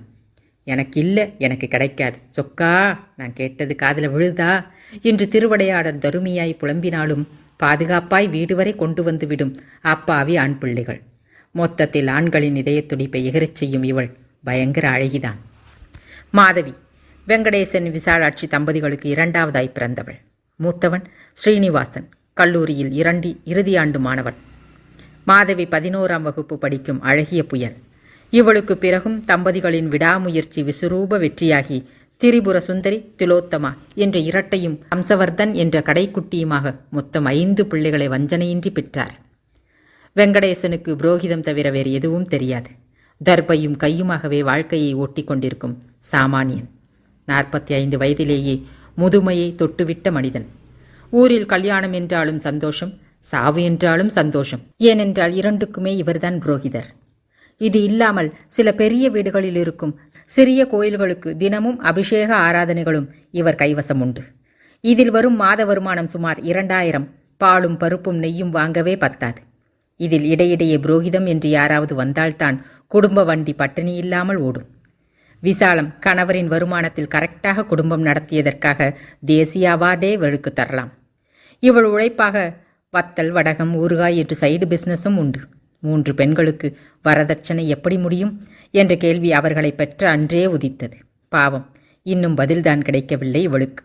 மக்கள் வளர வளர இவளின் கேள்வியும் வளர்ந்து பூதாகரமாய் நின்றது. அதிலே மாதவியை நினைத்தாலே அடிவரி திக்கென்றது. இப்படி மதர்த்து போய் மாடு மாதிரி வளர்ந்து நிற்கிறாளே, இவளுக்கு ஏற்ற ஆம்படையான எங்கே போய் தேடுறது ஈஸ்வரா? விசாலத்தின் தினசரி புலம்பல்களில் இதுவும் ஒன்று. மாதவிக்கு நல்ல குரல் வளம். வீணையை ஏந்தி நிற்கும் சரஸ்வதியே நேரில் வந்து வரம் கொடுத்தது போன்ற பிசிரற்ற சாரீரம். நவராத்திரி சமயங்களில் தெரிந்தவர்கள் வீட்டிற்கு பாட அழைத்துச் சென்றார்கள் என்றால் திரும்பி வரும்போது நிச்சயம் ஒரு வெள்ளி டம்ளரோ தட்டோ மாதவியின் கையில் இருக்கும். மறுநாள் அது விற்கப்பட்டு சமையலறையின் மளிகை பொருள்களாக மாறிவிடும். மாதவி அவளையும் அறியாமல் பெற்றவர் மனதில் ஒரு நம்பிக்கையை விதைத்திருந்தாள். அது மாதவியால் தான் குடும்பம் இனி பிழைக்கும் என்ற நம்பிக்கை. மேடை கச்சேரி செய்யும் அளவுக்கு வாய்ப்போ வசதியோ இல்லாத காரணத்தால் மாதவி என்ற ஜோதி வெறும் அகல் விளக்காக மட்டுமே ஒளிர முடிந்தது. வெங்கடேசனுக்கு போகின்ற இடத்திலெல்லாம் மகளை பற்றி சொல்லி வாய்ப்பு தேடிக்கொண்டுதான் இருக்கிறார். ஆனால் முறையான சங்கீதம் பயில வசதியில்லாத காரணத்தால் கர்நாடக சங்கீத மேடையில் ஏறுவதற்கு அவளுக்கு வாய்ப்பு மறுக்கப்பட்டது. இந்த வருடம் 11ஆம் வகுப்பு முடிந்து 12ஆம் வகுப்பில் அடியெடுத்து வைக்க வேண்டும். பள்ளியின் ஆண்டு விழா. ஆளுக்கொரு போட்டிகளில் கலந்து கொள்ள மாதவி வழக்கம்போல பாட்டுப் போட்டிக்கு தேர்ந்தெடுக்கப்பட்டாள். பள்ளிக்கூடம் அலங்கார தோரணங்களால் ஜொலிக்க மாதவி தன்னிடமிருந்த பச்சை நிற பட்டுப்பாவாடை, அரக்கு நிற தாவணியில் தாழம்பூ ஜடை தைத்து செயற்கையான வெண்முத்துக்களால் நகையணிந்து அவள் வயது பெண்களின் ஒட்டுமொத்த வயிற்றெரிச்சலையும் கொட்டிக்கொண்டு பள்ளிக்கு வந்தாள். இவளுக்கு முன்னால் 2 மாணவிகள் பாட்டிவிட்டு போக 3ஆவதாக மாதவி மேடை ஏறியதுமே கைத்தட்டல் காதை கிழித்தது. பள்ளியின் காம்பவுண்ட் சுவரில் அமர்ந்திருந்த வாலிப கூட்டத்தின் விசில் சப்தம் வெகுநேரம் ஒலித்தது. மாதவி மைக்கை கையில் பிடித்து கொண்டு தொண்டையை செருமிக் கொண்டாள். கண்ணியின் குரல் குழந்தையின் குரலாக ஒலிக்க ஆரம்பித்தது. பக்கவாத்தியங்கள் எதுவும் இல்லாமல் மாதவியின் தேன் கலந்த பாலாகி குரல் காற்றில் கலந்து கேட்பவர்களை மயக்கி கண்மூட வைத்தது. மாதவி பாடி முடித்ததும் கைத்தட்டல் அடங்க வெகுநேரமானது. என்ன ஒரு குரல் வளம் என்று எல்லோரும் பாராட்டி பரிசுகள் கொடுக்கப்பட்டதும் மேடையிலிருந்து கீழே வந்தாள். வெங்கடேசன் மகளை வந்து அணைத்து கொண்டு கண்கலங்கினார். என்னம்மா பாடுறடி குழந்தை, நேக்கு மட்டும் வசதி இருந்த அந்த சங்கீதத்துக்கே உன்னை சமர்ப்பணம் செய்திருப்பேனடி குழந்தை. வருத்தப்பட்டவரை பார்த்து தலை சாய்த்து சிரித்தாள் மாதவி. விடுங்கோப்பா, நமக்கு இதுவே போதும் என்று மாதவி சொல்லிக் கொண்டிருக்கும்போது பின்னால் இருந்து யாரோ அவளை அழைக்கவும் திரும்பி பார்த்தாள். பள்ளிக்கு சிறப்பு விருந்தினராக அழைக்கப்பட்டிருந்த மகளிர் அமைப்பைச் சேர்ந்த பெண்மணிதான் அழைத்தாள். மாதவி கைகூப்பி வணக்கம் மேடம் என்றதும் புன்னகையுடன் தலையசைத்துவிட்டு, நல்லா பாடுற மான்சி, இவர்தான் உன் அப்பாவா என்று கேட்டாள். ஆமாம் மேடம் என்று மான்சி கூறியதும் வெங்கடேசனும் கைகூப்பினார். உங்கள் பொண்ணுக்கு நல்ல குரல், முறையாக சங்கீதம் கற்றுக்கிட்டு இருக்காளா என்று அந்த பெண்மணி கேட்கவும், இல்லைம்மா, என் குழந்தைக்கு சரஸ்வதி கடாட்சம் கிடைச்ச மாதிரி லக்ஷ்மி கடாட்சம் கிடைக்கல. வருத்தத்துடன் வந்தது வெங்கடேசனின் குரல். ஒரு வார்த்தையில் தனது வறுமையை சொல்லிவிட்டார். அந்த பெண் சற்று யோசித்துவிட்டு, இவளுக்கு நல்ல எதிர்காலம் இருக்கு, சங்கீதம் கற்றுக்கலன்னா பரவாயில்லை, சினிமா பாடல்கள் பாடலாம். என்னோட அக்கா பையன் ஸ்வரசங்கமம் என்ற பெயரில் மியூசிக் குரூப் ஒன்று நடத்துகிறான். அவன்கிட்ட நான் ரெக்கமெண்ட் பண்ணுறேன். அந்த குரூப்பில் சேர்ந்து தற்சமயம் பாடல்கள் மேடைகளில் பாடட்டும். இவ நேரம் நல்லா இருந்த சினிமா வாய்ப்பு தேடி வரும் என்று அந்த பெண் தீர்க்கமாய் சொன்னதும் அப்பாவும் மகளும் ஒருவரையொருவர் பார்த்துவிட்டு, ஐயோ, நாங்கள் கொஞ்சம் ஆச்சாரம் மேடம், கல்யாணம் திருவிழான்னு கச்சேரி பண்ணிட்டு ராத்திரியில் வர தாமதமானா சரியாக வராதே, ஒன்று குடுத்தனத்தில் பலரும் பலவிதமாக பேசுவாளே பயத்துடன் சொன்னார். இந்த காலத்தில் அதையெல்லாம் பார்க்கப்படாத ஐயரே, உங்கள் குடும்பத்துக்கு பசிக்கிற வயிற்றை கொடுத்த அதே ஆண்டவன் தான் உங்கள் பசி தீர்க்கும் மருந்தா உங்கள் மகளுக்கு நல்ல குரலையும் கொடுத்துருக்கான். உங்களுக்கு விருப்பம் இருந்தா இதுதான் என்னோட நம்பர். கால் செய்து சம்மதம் சொன்னா என் அக்கா மகன்கிட்ட அழைச்சிட்டு போறேன் என்று ஒரு கார்டை கொடுத்துவிட்டு அந்த பெண் சென்றுவிட அப்பாவும் மகளும் பலத்த யோசனையுடன் வீட்டுக்கு வந்தனர். வெங்கடேசன் தன் மனைவியிடம் விஷயத்தை சொன்னதும், ஐயோ வேண்டாம்னா, ஊரா போய் கச்சேரி பண்றவா கூட நமக்கு சரிப்பட்டு வராது என்று சொன்னாள். அம்மா, நீ சுத்த கர்நாடகம். இது மாதவிக்கு நல்ல சந்தர்ப்பம். பெருமாளே அந்த பொம்நாட்டி வழியா வந்து சொல்லிட்டு போயிருக்கா. ஒரு பயமும் இல்லைம்மா. அந்த மியூசிக் குரூப் பற்றி நானும் கேள்விப்பட்டிருக்கேன். ரொம்ப நல்லவா தான். நாம் மேலும் நன்னா விசாரிச்சுட்டே மாதவி அனுப்பலாம் என்று சீனு முழு மூச்சாய் பேசினான். இன்னும் எவ்வளவு நாளைக்குத்தான் மாவடுவும் மோர் சாதமும் சாப்பிட்றது என்ற ஆதங்கம் அவனுக்கு. தங்கை மூலமாக வருமானம் வந்து பொருளாதாரம் கொஞ்சம் உயர்ந்தால் அவியல் பொரியலோடு உணவு கிடைக்குமே. மாதவி பெற்றோரின் முடிவுக்காக அவர்களின் முகத்தை பார்த்தாள். அவளுக்கு இந்த ஏற்பாட்டில் சம்மதம்தான். தனக்கு பிறகு இருக்கும் 3 குழந்தைகளின் படிப்பும் உணவும் அவளுக்கு பெரிதாக தெரிந்தது. அம்மாவை நெருங்கி தோளோடு அணைத்து, நம்ம வீட்டோட நிலைமைக்கு நான் கச்சேரியில் பாடப்போகிறது தாம்மா நல்லது. இன்னும் 3 பேர் இருக்காளே, இந்த சின்ன வயசுலேயே அவள் வயிற்றுலேயும் ஈரத்துணியை போட வேண்டாமே. பயப்படாதேம்மா, கொஞ்ச நாளைக்கு கச்சேரி பண்ண போகிறேன். சரியாக வந்ததுண்டா தொடரலாம், இல்லைன்னா வந்துடுறேன். முடிஞ்ச வரைக்கும் நம்ம சீனுவுக்கு ஏதாவது வேலை கிடைக்கிற வரைக்கும் பாடுறேம்மா என மாதவி வற்புறுத்தி கேட்டாள். விசாலம் அமைதியாக நின்றிருந்தாள். மகள் கூறிய நிதர்சனம் முகத்தில் அரைந்தது. அடுத்து ஏதாவது கருமாதியோ கல்யாணமோ நடந்து புரோகிதம் பண்ணால்தான் நாளைய உணவுக்கு அடுப்பு எரியும் என்ற நிலை. எல்லோரின் குழப்பத்தையும் இறுதியாக வறுமை ஜெயித்தது. அந்த பெண்மணி கொடுத்த நம்பருக்கு கால் செய்து சம்மதம் சொன்னதும் அவள் ஒரு முகவரி கூறி அங்கே வரச் சொன்னாள். விசாலாட்சி பெருமாளை கும்பிட்டு கொடுத்த செந்தூரத்தை நெற்றியில் வைத்துக்கொண்டு வெங்கடேசனும் மாதவியும் கிளம்பிச் சென்றார்கள். கொடுத்த முகவரியில் இருந்தது பெரிய வீடுதான். பெல் அடித்துவிட்டு காத்திருக்க உடனே கதவை திறந்து, யூ மாதவி என்றான் 25 மதிக்கத்தக்க இளைஞன் ஒருவன். மான்சி மிரண்ட பார்வையுடன் தலையசைக்க, உள்ளே வாங்க என்று விட்டு முன்னால் போனாள். ஹால் சோஃபாவில் முகவரி கொடுத்த பெண்ணும் அமர்ந்திருக்க புன்னகையுடன், உட்காருங்க என்று இன்னொரு சோபாவை காட்டினாள். இருவரும் அமர்ந்ததும் அவர்களுக்கு எதிர் சோபாவில் அமர்ந்த இளைஞன், என் பேர் மகேந்திரன், எல்லோரும் மகேஷ்னு கூப்பிடுவாங்க. நான் தான் ஸ்வரசங்கமம் அப்படிங்கிற மியூசிக் குரூப் நடத்துகிறேன். சித்தி உங்கள் பொண்ணோட வாய்ஸ் பற்றி சொன்னாங்க. எனக்கு இப்படி ஒரு வாய்ஸ் தான் தேவைப்படுது. புது பாடல்கள் பாட நிறைய பேர் இருக்காங்க. உங்கள் பொண்ணை போல பழைய பாடல்கள் பாடவும் குழந்தை குரலில் பாடவும் தான் சரியான ஆள் கிடைக்கல. அதுவே எனக்கு பெரிய மைனஸாக தான் இருந்தது. இப்போ உங்களுக்கு சம்மதம்னா தொடர்ந்து என் ட்ரூப்பில் பாடலாம் என்று கூறினான். மாதவிக்கும் வெங்கடேசனுக்கும் அவனது வெளிப்படையான பேச்சால் அலாதி நம்பிக்கை வந்தது. வெங்கடேசன் சம்மதத்தை தலையசைப்பில் தெரிவிக்க மாதவி தனது மலர்ந்த புன்னகையில் தெரிவித்தாள். மகேஷ் ஒரு லெட்டர் பேடை எடுத்து ஏதோ எழுதி மாதவியிடம் நீட்டினான். இந்த பாட்டை கொஞ்சம் பாடி காட்ட முடியுமா? எனக்கு ரொம்ப பிடிச்ச பாட்டு என்றான். மாதவி காகிதத்தை வாங்கி பார்த்தாள். அவளுக்கு பிடித்த பாட்டுதான். கல்யாண பரிசு படத்தில் ஜிக்கி பாடிய பாடல். இவ்வளவு மாடனா இருக்கா, ஆனால் பழைய பாடல்களை கேட்க விரும்புகிறானே என்று மான்சி ஆச்சரியமாக மகேஷை பார்த்தாள். தொண்டையை சரி செய்து ஜிக்கியின் குரலுக்கு மாறினாள். பாடல் தேனருவியாக கொட்ட மகேஷ் சோஃபாவில் சாய்ந்து கண்மூடி பாட்டை ரசித்தான். மாதவி பாடி முடித்தபோது அங்கே பெரும் அமைதி. மகேஷ் முற்றிலும் உருகி போயிருந்தான். அவன் கண்கள் மாதவியை வியப்புடன் நோக்கின. இவ்வளவு சின்ன வயசுல இத்தனை பெரிய சிறப்பு யாருக்கும் கிடைக்காது.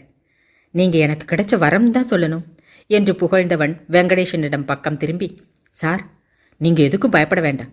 உங்க மகளுடைய பாதுகாப்புக்கு நானாச்சு. எங்களுக்கு எப்போ கச்சேரி இருக்கோ அப்போ தகவல் சொல்கிறேன். அதுக்கு முதல் நாளே ரிஹர்சலுக்கு வரணும். சில நாட்கள் நைட்டு தங்க வேண்டியிருக்கும். அதுக்கும் நீங்கள் பயப்பட வேண்டாம். மாதவியை போல இன்னும் 2 பெண்கள் எங்கள் குரூப்பில் இருக்காங்க. கச்சேரி முடிஞ்சதும் எங்கள் வேன்லேயே வீட்டுக்கு கொண்டு வந்து விட்டுடுவோம் என்று சொன்னான். வெங்கடேசன் அவனை சங்கடமாக பார்த்து, இல்லைங்க தம்பி, அவள் குழந்தை தனியாக புழக்கடை பக்கம் கூட போக பயப்படுவா.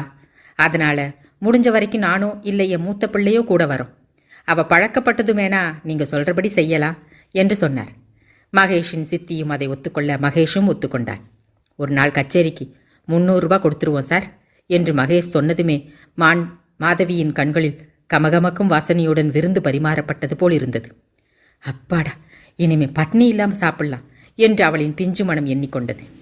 சற்று நேரம் பேசிக்கொண்டிருந்து விட்டு இருவரும் கிளம்பினார்கள். மகேஷ் வாசல் வரை வந்து வழி அனுப்பினான். அன்று முதல் மாதவியின் இசைப்பயணம் ஆரம்பமானது.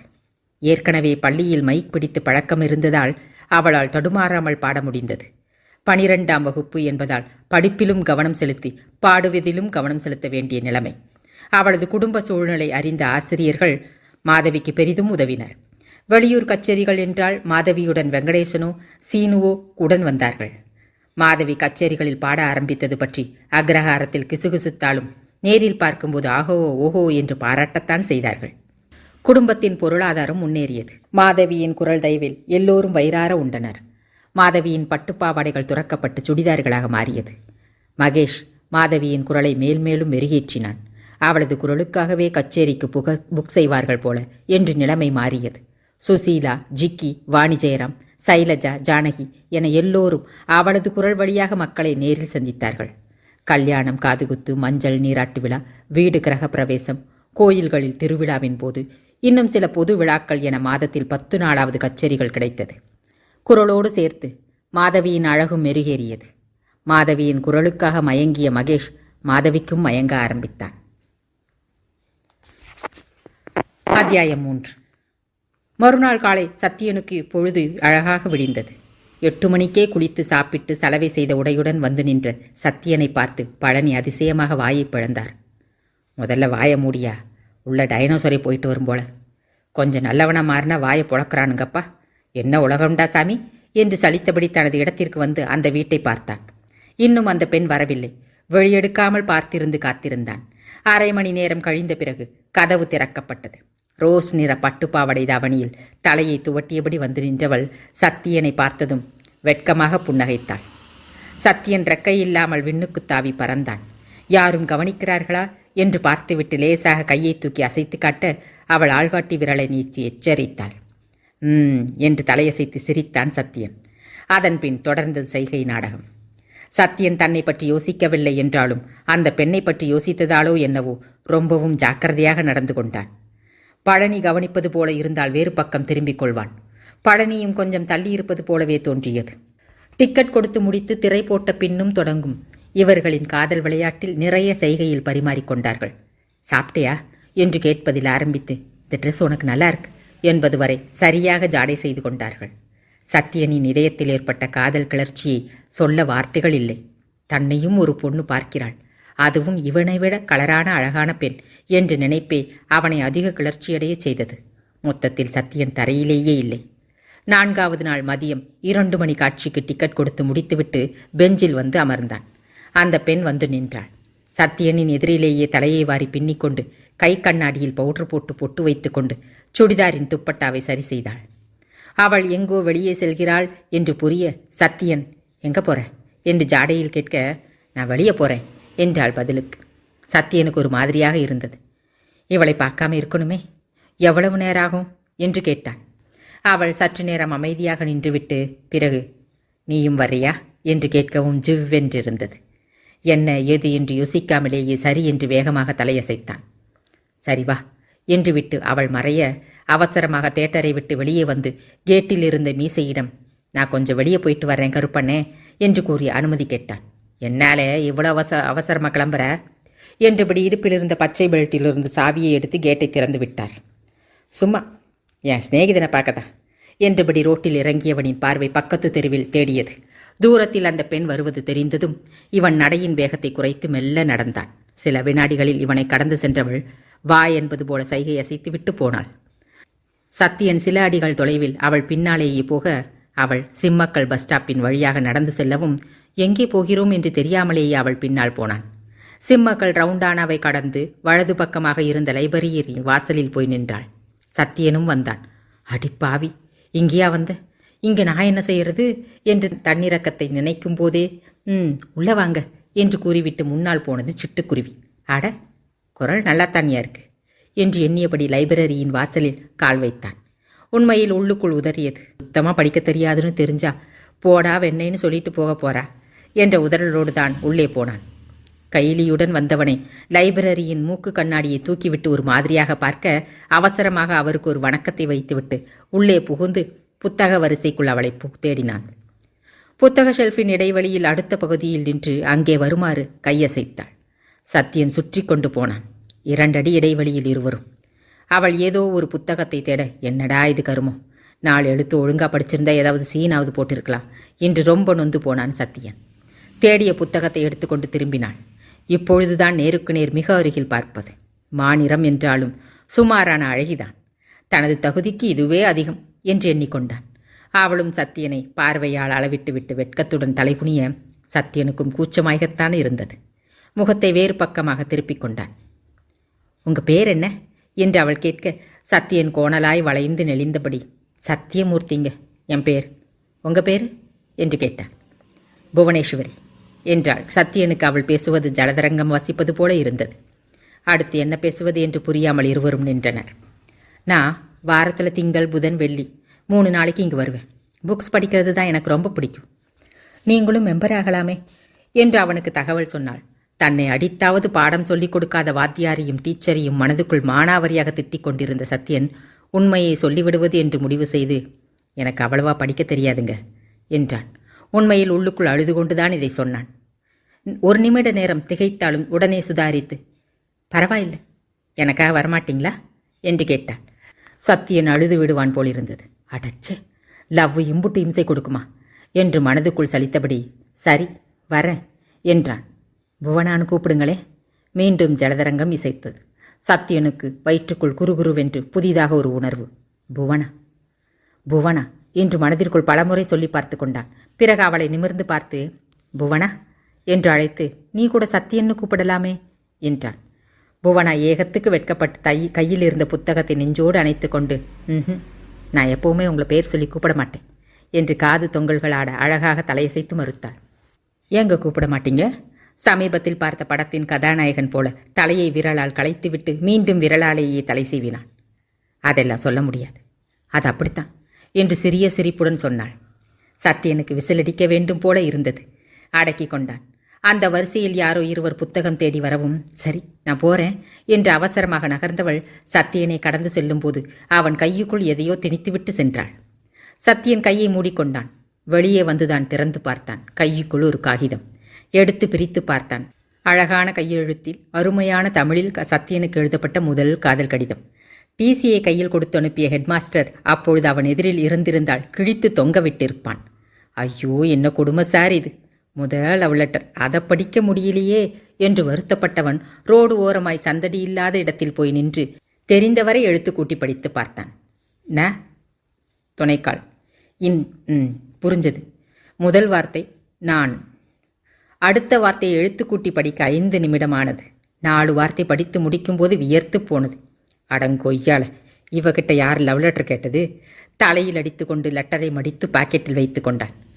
ரொம்ப அமைதியாக படித்தா நிச்சயம் படித்து முடிச்சிடலாம் என்று மனதை திடப்படுத்தி கொண்டு தியேட்டருக்கு கிளம்பினான்.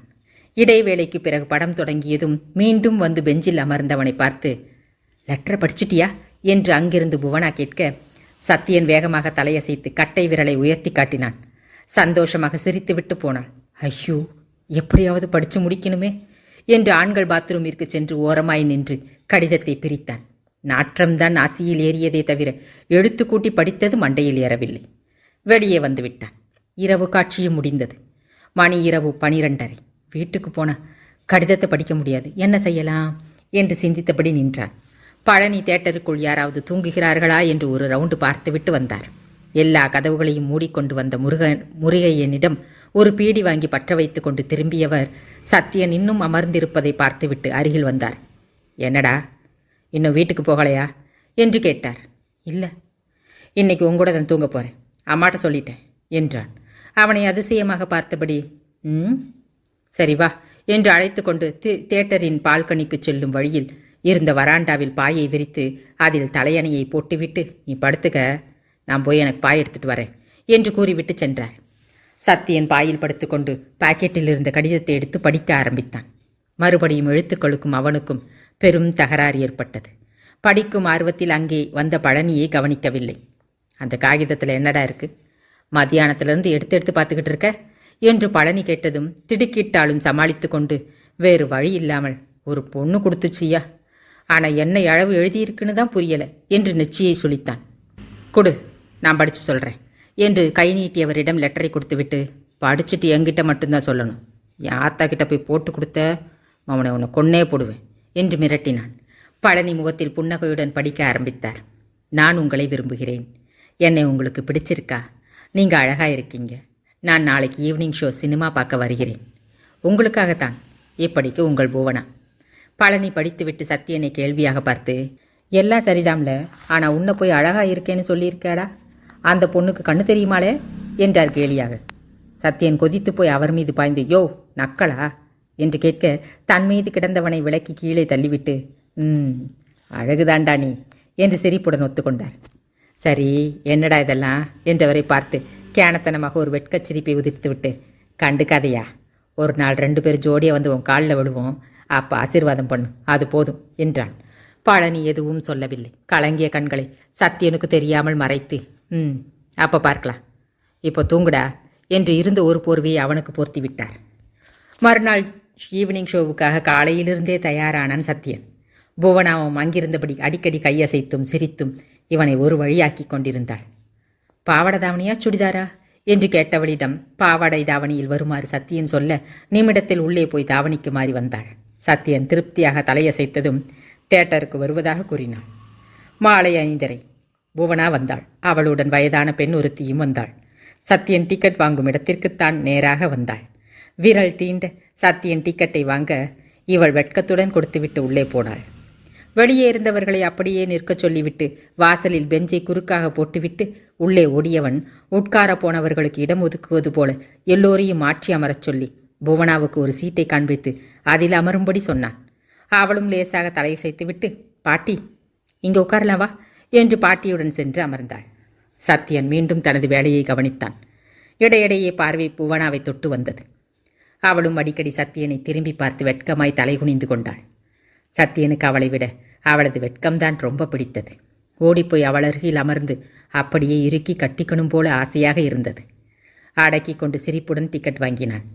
அடுத்த கேட்டில் இருந்த பழனி திரும்பி பார்த்து, என்ன வந்தாச்சா என்று கேட்க, இப்பொழுது சத்தியன் அநியாயத்திற்கு வெட்கப்பட்டு தலை குனிந்தான். அவனது வெட்கத்தை சகிக்க முடியாத பழனி அடச்ச என்று தன் தலையில் அடித்து கொண்டார். படம் ஆரம்பிக்கவும் திரையை மூடிவிட்டு சத்தியனும் வாசல் படியில் உட்கார்ந்து கொண்டான். அதன் பிறகு இவர்கள் இருவருக்கும் மட்டும் தனியாக காதல் படம் ஓடியது. இடைவேளைக்கு சற்று முன்பு சத்தியன் எழுந்து வெளியே போக அவளும் பாத்ரூம் போவது போல வந்தாள். அவசரமாக ஓடிச் சென்று, தெரிஞ்சவங்க வந்திருக்காங்க என்று கேன்டீனில் சொல்லிவிட்டு ஐஸ்கிரீமும் பாப்கார்னும் வாங்கி வந்து இருட்டில் அவளிடம் ரகசியமாக கொடுத்தான். நிமிட நேரம் இருவரின் கைகளும் தொட்டுக்கொண்டது. சத்தியனின் நெஞ்சுக்குள் இளையராஜா ஹார்மோனியத்துடன் அமர்ந்து டியூன் போட்டு லவ் சாங் ஒன்றை கம்போஸ் செய்தார். இப்படியே சத்தியனின் காதல் தரிகட்டு தாறுமாறாக ஓடிக்கொண்டிருந்தது. கிட்டத்தட்ட 4 மாதமாக ஜாடை பேச்சும் காதல் கடிதமுமாக போனது இவர்களின் காதல். இப்பொழுதெல்லாம் பழனியின் உதவி இல்லாமல் சத்தியனே புவனாவின் கடிதத்தை படிக்கும் அளவிற்கு தேறியிருந்தான். பழனி சில முறை எச்சரிக்கை செய்தார்தான். ஆனால் சத்தியனின் மாற்றங்கள் அவருக்கு சந்தோஷமாக இருந்தது. சின்ன புள்ளதானே, ஜாலியாக இருந்துட்டு போகட்டும் என்று மாரியிடம் கூட அவர் எதுவும் சொல்லி இருக்கவில்லை. சத்தியன் வரவில்லை என்றாலும் அவர் மட்டும் போய் மாரியுடன் கடையை எடுத்து வைத்துவிட்டுத்தான் வருவார். மகன் பொறுக்கித்தனம் செய்யாமல் ஒரு வேளையில் அமர்ந்ததில் மாரிக்கு ரொம்ப சந்தோஷம். தனக்கு கிடைத்த வருமானத்தில் சத்தியனுக்கு புதிய உடைகள் கூட வாங்கி கொடுத்தாள். பொழுது நிம்மதியாக போனது. அப்போது தேட்டருக்கு அருகில் இருந்த காளியம்மன் கோவிலில் திருவிழா ஆரம்பமானது. 10 நாள் திருவிழா சத்தியனுக்கும் புவனாவிற்கும் பெரும் வாய்ப்பாக இருந்தது. விடிய விடிய நடக்கும் திருவிழாவில் இருவரும் அடிக்கடி நேரில் சந்தித்து கொண்டனர். 7வது நாள் திருவிழா. தெருக்கூத்தில் எல்லோரும் கவனமாக இருக்க சத்தியன் மெல்ல அந்த தெருவுக்குள் நுழைந்தான். ஒரு வீட்டின் எதிரே இருந்த வெயிலுக்கு போட்டிருந்த பந்தல் மறைவாக இருக்க புவனாவின் கையை பிடித்து தன்னருகே இழுத்தான். பொத்தென்று அவன் நெஞ்சில் வந்து விழுந்த புவனா, விடுங்க விடுங்க என்றபடியே சத்தியனை இறுக கட்டிக்கொண்டான். முதல் அணைப்பில் இருவரும் சுகம் கண்டு கண்மூட சத்தியன் மெல்ல கண் திறந்து துணிச்சலுடன் புவனாவின் கன்னத்தில் தனது உதட்டை பதிக்க, ஏய் என்றபடி விலகி ஓடினாள் புவனா. சத்தியனுக்கு சந்தோஷம் தாங்கவில்லை. முதலாக ஒரு பெண்ணை முத்தமிட்ட தனது உதட்டை நாவால் தடவிக்கொண்டான். மறுபடியும் தெருக்கூத்து பார்க்க அமர்ந்தவளை பார்த்து கண் சிமிட்டி சிரித்துவிட்டு போனான். 10வது நாள் திருவிழா. அம்மன் தெருக்களில் சுற்றி வர ஆரம்பித்து முடித்ததும் ஏற்பாடு செய்யப்பட்டிருந்த சுவர சங்கமம் பாட்டுக் கச்சேரி ஆரம்பமானது. கடவுள் வாழ்த்து பாடி முடித்ததும் ஒரு பெண் பட்டுப்புடவையில் வந்து சில அம்மன் பாடல்களை பாடினாள். அதன் பிறகு மகேஷ் கையில் கிட்டாருடன் வந்து பாட ஆரம்பித்தான். ஜேசுதாஸின் குரலில் உருகி உருகி பாடிய மகேஷின் பாடலுக்கு கூட்டத்தில் பலத்த கைத்தட்டல். தியேட்டரின் வாசலில் அமர்ந்து கேட்ட சத்தியனுக்கு கூட பாடல் ரொம்ப பிடித்தது. உற்சாகமாக கைத்தட்டி விசிலடித்தான். அடுத்து யாரோ இருவர் வந்து ஜோடி பாடல்களை பாடினர். 7வது பாடலுக்கு மாதவி வந்தாள். வானத்து நீளத்தில் பட்டுப்பாவடையும் கருநீளத்தில் தாவணியும் அணிந்து தலையில் வைத்த மல்லிகையும் இரட்டை பின்னலில் ஒன்றை எடுத்து வலது பக்க மார்பில் தவழவிட்டு கையில் மைக்குடன் வந்தவளைக் கண்டு சத்தியன் எழுந்து நின்றே விட்டான். இது பொண்ணா இல்லை வானத்து நட்சத்திரமா? மாதவி பாட சத்தியன் வாய்ப்பிழந்தான். பழைய பாடல்தான். மாதவியின் குரலில் தேனிசை கீதமாக ஒலிக்க சத்தியனின் இமைகள் கூட தங்களின் துடிப்பை மறந்தது. என்ன ஒரு குரல்! இவ்வளவு அழகாக இருக்கிறவங்களுக்கு குரல் கூட இவ்வளவு அழகாக இருக்குமா? அவளை படத்த பிரம்மனின் மீது பொறாமை வந்தது. பார்க்க அந்த அழகியின் மீது ஒரு பக்தி வந்தது. மாதவி கண்மூடி இசைக்கு ஏற்ப கையை அசைத்து பாடலை ரசித்து பாட அவள் காது ஜிமிக்கியும் கை வளையலும் கூட பாடியது. கூட்டத்தில் சிறு சப்தம் கூட வரவில்லை. அத்தனை பேரையும் கட்டி வைத்தது அவள் குரல். சத்தியனின் கண்கள் மாதவியின் அழகை பருக காதுகள் அவளின் குரலை குடித்தது. மாதவியின் குரல் சத்தியனை உருக்கிவிட்டது. இவ்வளவு இனிமையான குரலை அவன் கேட்டதே இல்லை. அதுவும் அன்று கோயில் திருவிழாவில் பாடுகிறோம் என்பதால் நீல நிற பட்டுப்பாவாடை தாவணியில் கூந்தலில் மல்லிகையும் இதழ்களில் புன்னகையும் காதுகள் மற்றும் கழுத்துகளில் முத்து நகையுடனும் நின்றவள் தேவதையாகவே ஜொலித்தாள். இதற்கு முன் இவளை எங்கோ பார்த்திருக்கிறோமோ என்ற சத்தியன் யோசனையுடன் நெற்றியை வருடிக் கொண்டிருந்தான். ஞாபகம் வந்தது. தினமும் தேதி கழிக்கும் காலண்டரில் இருக்கும் சரஸ்வதியோ லக்ஷ்மியோ இப்படித்தான் இருப்பார்கள். மகுடிக்கு மயங்கிய பாம்பாக சத்தியன் மயங்கி போய் அமர்ந்திருக்க பழனி அவனருகில் வந்தமர்ந்து, ஐயர் வீட்டு பொண்ணு போல இருக்கலே, என்னம்மா பாடுது என்று சொல்ல சத்தியன் இயல்பாக தலையசைத்தான். மாதவி பாடி முடித்த பிறகு மகேஷ் வந்து அவளருகில் வந்து நிற்கவும் இருவரும் சேர்ந்து ஜோடி பாடல் ஒன்றை ஆரம்பித்தனர். மாதவியின் தனி பாடலை ரசித்த சத்தியனால் இந்த ஜோடி பாடலை ரசிக்க முடியவில்லை. அசட்டையாக பார்த்தவனுக்கு மகேஷ் லேசாக கால்கள் நடனமிட ஆடியது கூட கொஞ்சம் எரிச்சலாக வந்தது. திரும்பி பழனியை பார்த்து, இந்த பாட்டுக்கு போய் டான்ஸ் ஆடுறான் பார், நல்லாவா இருக்கு என்று கேட்டான். பழனி அவனை பார்க்காமலேயே, ஏம்ல நல்லா தானே இருக்கு என்று ரசிக்க ஆரம்பித்தார். மாதவி மகேஷ் இருவரும் பாடி முடித்ததும் அடுத்தடுத்து சில பாடல்கள் முடிந்தது.